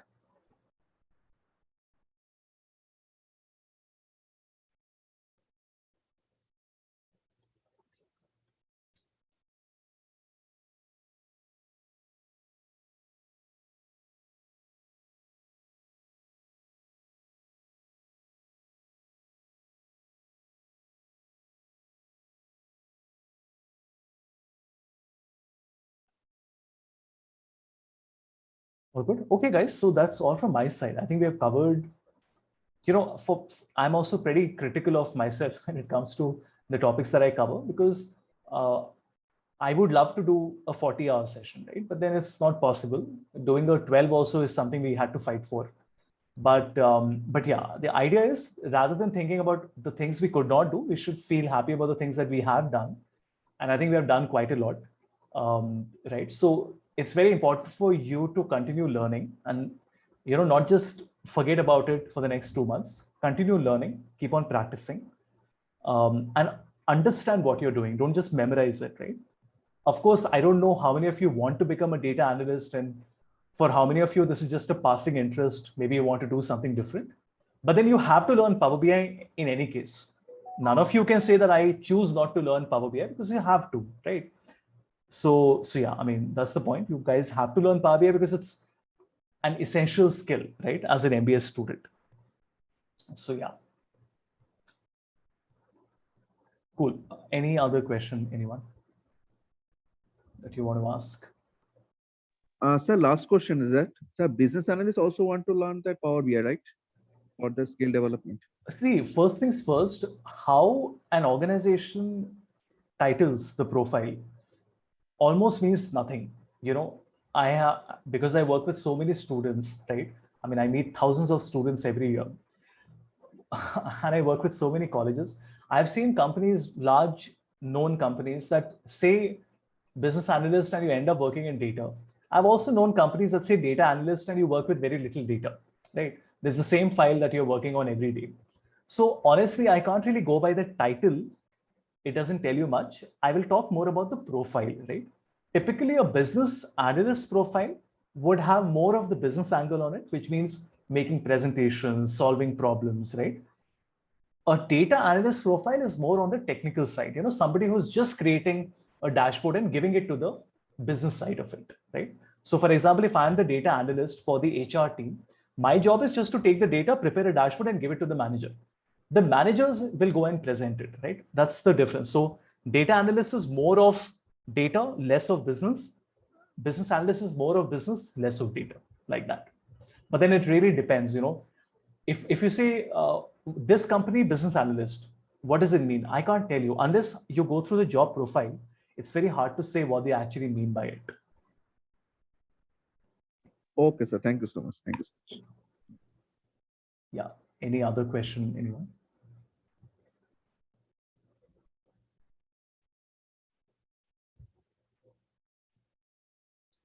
Anything else? Of course, you can always be in touch with me on LinkedIn. So if there's anything you want to ask, you can just even like send me a WhatsApp.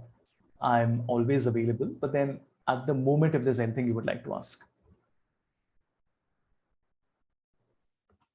Sir, what will be the essential skill set that you require for be a data analyst? Be very good at Excel. So, understand data cleaning, how is data stored, data cataloging, things like that.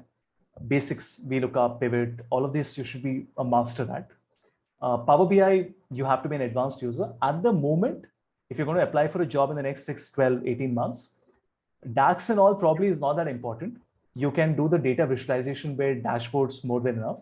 A little bit of Power Query. But then for the future, you should start learning DAX now because it's going to take you time, right? And I would suggest a little bit of programming, and Python is the best language to learn. If you guys haven't already learned something else or have started learning JavaScript or R or Python, I feel Python is a very good programming language to start working on because it's very simple to work on. Even R is simple, but then R is mostly for data science. Python is a general programming language. So it has data science also. It has many other things in it also. Yes, sir. Thank you, sir. Yeah. And don't ignore PowerPoint. I mean, at the end of the day, if you're not able to present yourself well, then, it doesn't get the job done. No? I mean, look at my own example. I run a firm, right? I have to present myself to you guys and to my clients as well, right? Now, if you go to my website and I give you a crappy website, where content is there, but visually it's not appealing and, it just looks as if it's just text and, boring data in it. Would you really like it? Of course not, right? You care about the design, no? If I just put the name of the clients rather than putting the logos and categorizing them, think about it, what impression it would have created. So it's very easy to say that how does it matter? I'm a data analyst, I'm a data scientist. How does it matter whether my website looks good or not? Because this is an impression. You like it or refuse to believe it. Impressions matter. First, second, third impression, everything matters, right? I have designed my entire website. Everything that you see here, every single thing has been done by me. All the design, my company logo, everything that you see here has been done by me. And I've taken it through so many revisions over the last 3 years that every 6 months I make this complete change, complete overhaul. Like some pages I'm very proud of the way they have been designed. And most likely, if you look at it in another 6 months, it would have again got changed, right? So, that's the point. You have to constantly also look at the communication. How are you able to show to the recruiter what you have done? Whether you're doing a live project or an internship or you're going to work with a company, is this not nice? If you're able to show to them that, see, this is what I've created. For example, if today somebody says, okay, what have you done? I cannot say I have so many years of experience and I teach at so many companies. It doesn't matter. It doesn't sound exciting. But when I say that, okay, let me show you what I have done. So I can take them to my website and I will say, okay, let me show you what I've created. So this is an HR dashboard. This is another HR dashboard, right? After that, I have dashboards on marketing. I have dashboards again on marketing. Then I can show you how to create a transparent background. I can show you how to do a conversion percentage funnel, right? Let me show you another sales dashboard, right? Let me show you a completely unrelated NYPD dashboard. Then let me show you some financial dashboard. This is how you present yourself, right? If I did not have all of this with me, then my pitch is not very strong, because you'll be like, fine, it seems that Havish has a lot of experience, but we don't know how he is, right? So that is what I mean. My YouTube channel, for me, a lot of people say, why do you even do it, right? I mean, I don't earn any money from YouTube, right? But the point is, I do it because it's, for me, it's probably the best marketing I can do, right? I mean, sure, it takes me a lot of effort, but then it's marketing for me, right? I'll just show you something. I sell online courses, right? So you know that. I just got a message from this female who works at Wipro. Look at this, Padmavati. She just said that, hi, I've been your silent follower on LinkedIn and watched all your videos on YouTube, and you are inspiring, planning to buy your bundle, blah, blah. And I can give you like dozens of these examples. My point is that you have to continuously commit to it, that I will continue to write an article. It doesn't matter if people follow, write, comment, talk about it or not, because they will. If you continue to create good content, yes, gradually it will start, right? And I don't care. I could have had 32,000 subscribers. You know, there's a guy called Lokesh Lalwani, who's also a Excel Power BI trainer. Look at it. He has 100,000 subscribers, right? Do I not like, I mean, do I not feel that I wanted to? Of course, I want to have 100,000 subscribers. Why would I not want to have them, right? But then to do that, I mean, nothing against him. He's a wonderful trainer. My point is that I don't want to do something I don't want to do, right? I mean, he's talking about what is the salary for a Power BI developer and, you know, stuck in a dead-end job and earn 30,000 rupees per. That's not what I do. I have no problem against him or anybody else doing it, but I have to stick to me. What I do is what I do, right? The best, the absolute best guy in the world is Mr. Excel. Look at how many subscribers he has. He just has 120,000 and he has 2,200 videos on Excel. Look at this. Literally 2,231 videos on Excel. Okay. I mean, it's even more than that. 2,478 videos in Excel. That's a lot. You can never watch all of them, right? On an average, it's, let's say, 1 minute. Still, that's a lot of content, right? That's 40 hours of content. How are you going to watch all of it? Who will? But that's the point. He only has 120,000. The best, one of the best channels for Power BI, DAX, is SQL BI. Look at it. They only have 47.7, 47,000. That's nothing. Half of Lokesh.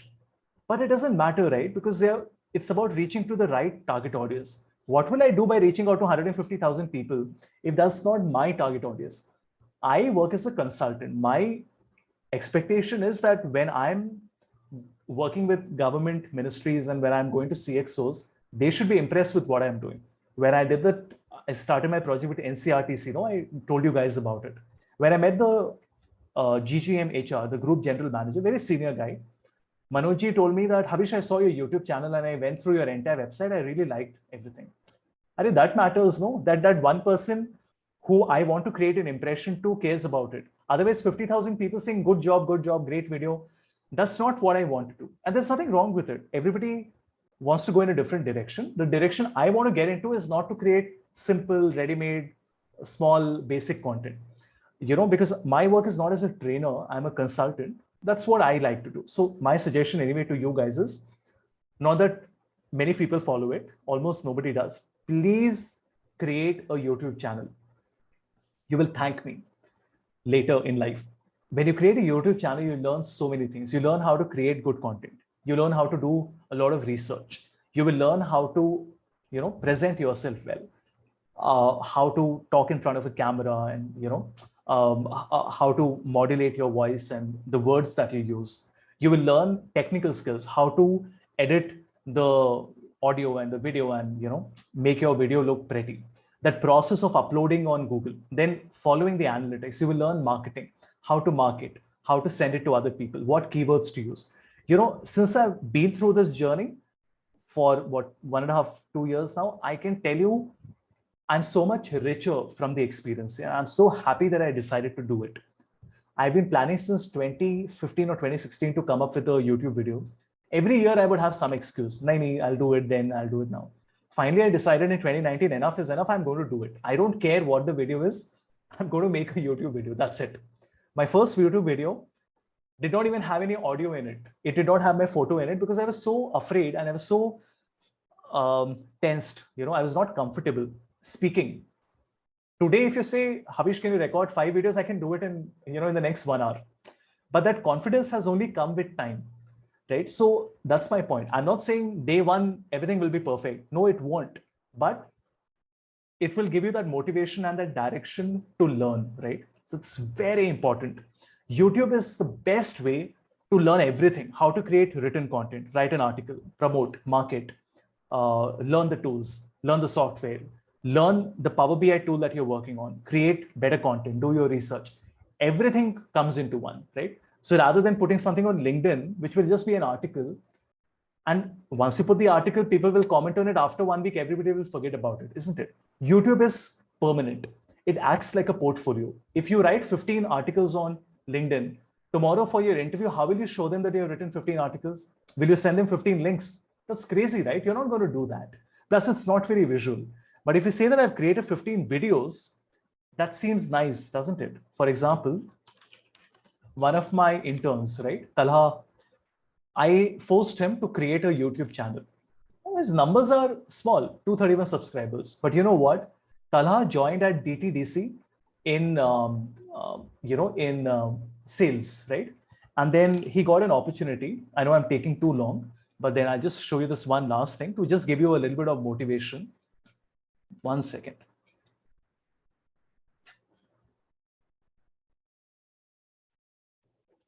I'm just finding it. Wait.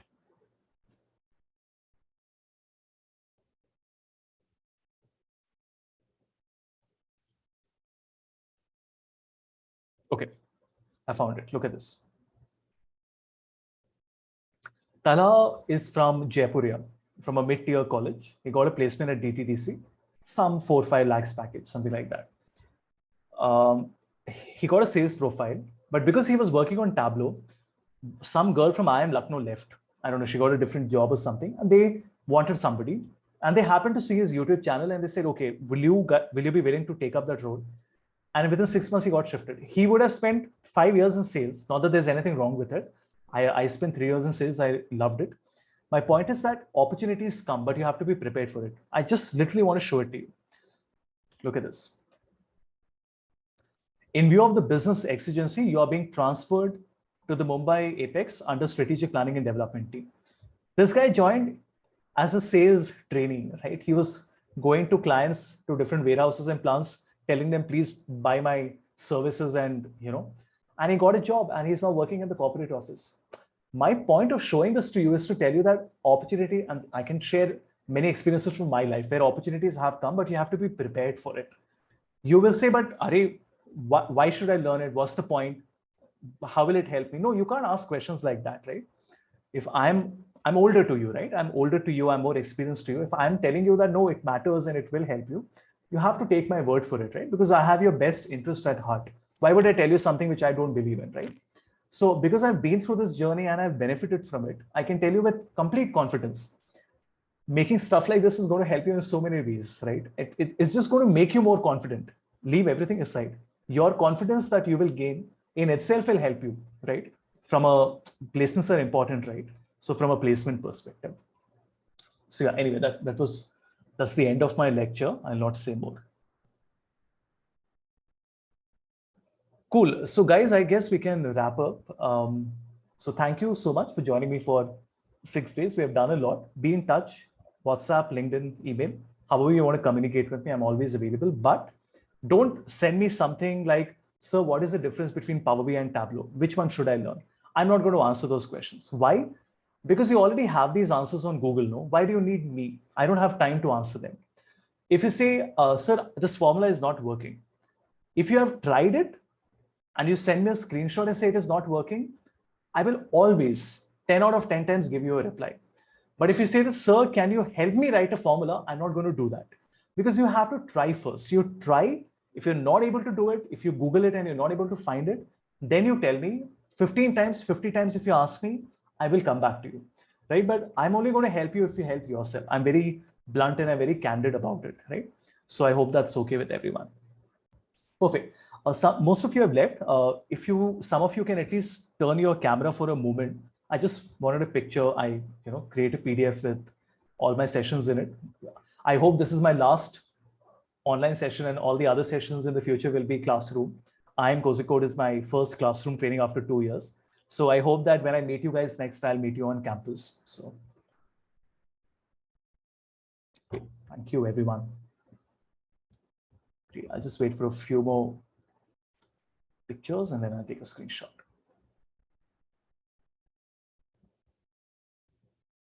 Excellent. I think that works. Thank you, everybody. Thank you so much, sir, on Thank you, behalf sir. of MDI Murshidabad and Team Analytica. It was great learning these 6 days, and we hope to apply that. We definitely will apply that in our future learnings. And thank you so much, sir. Thank you, everyone. Good night. Thank you, sir. Good night. Thank you, sir. Thank you, sir. Thank you, sir. Thank you. Thank you, sir.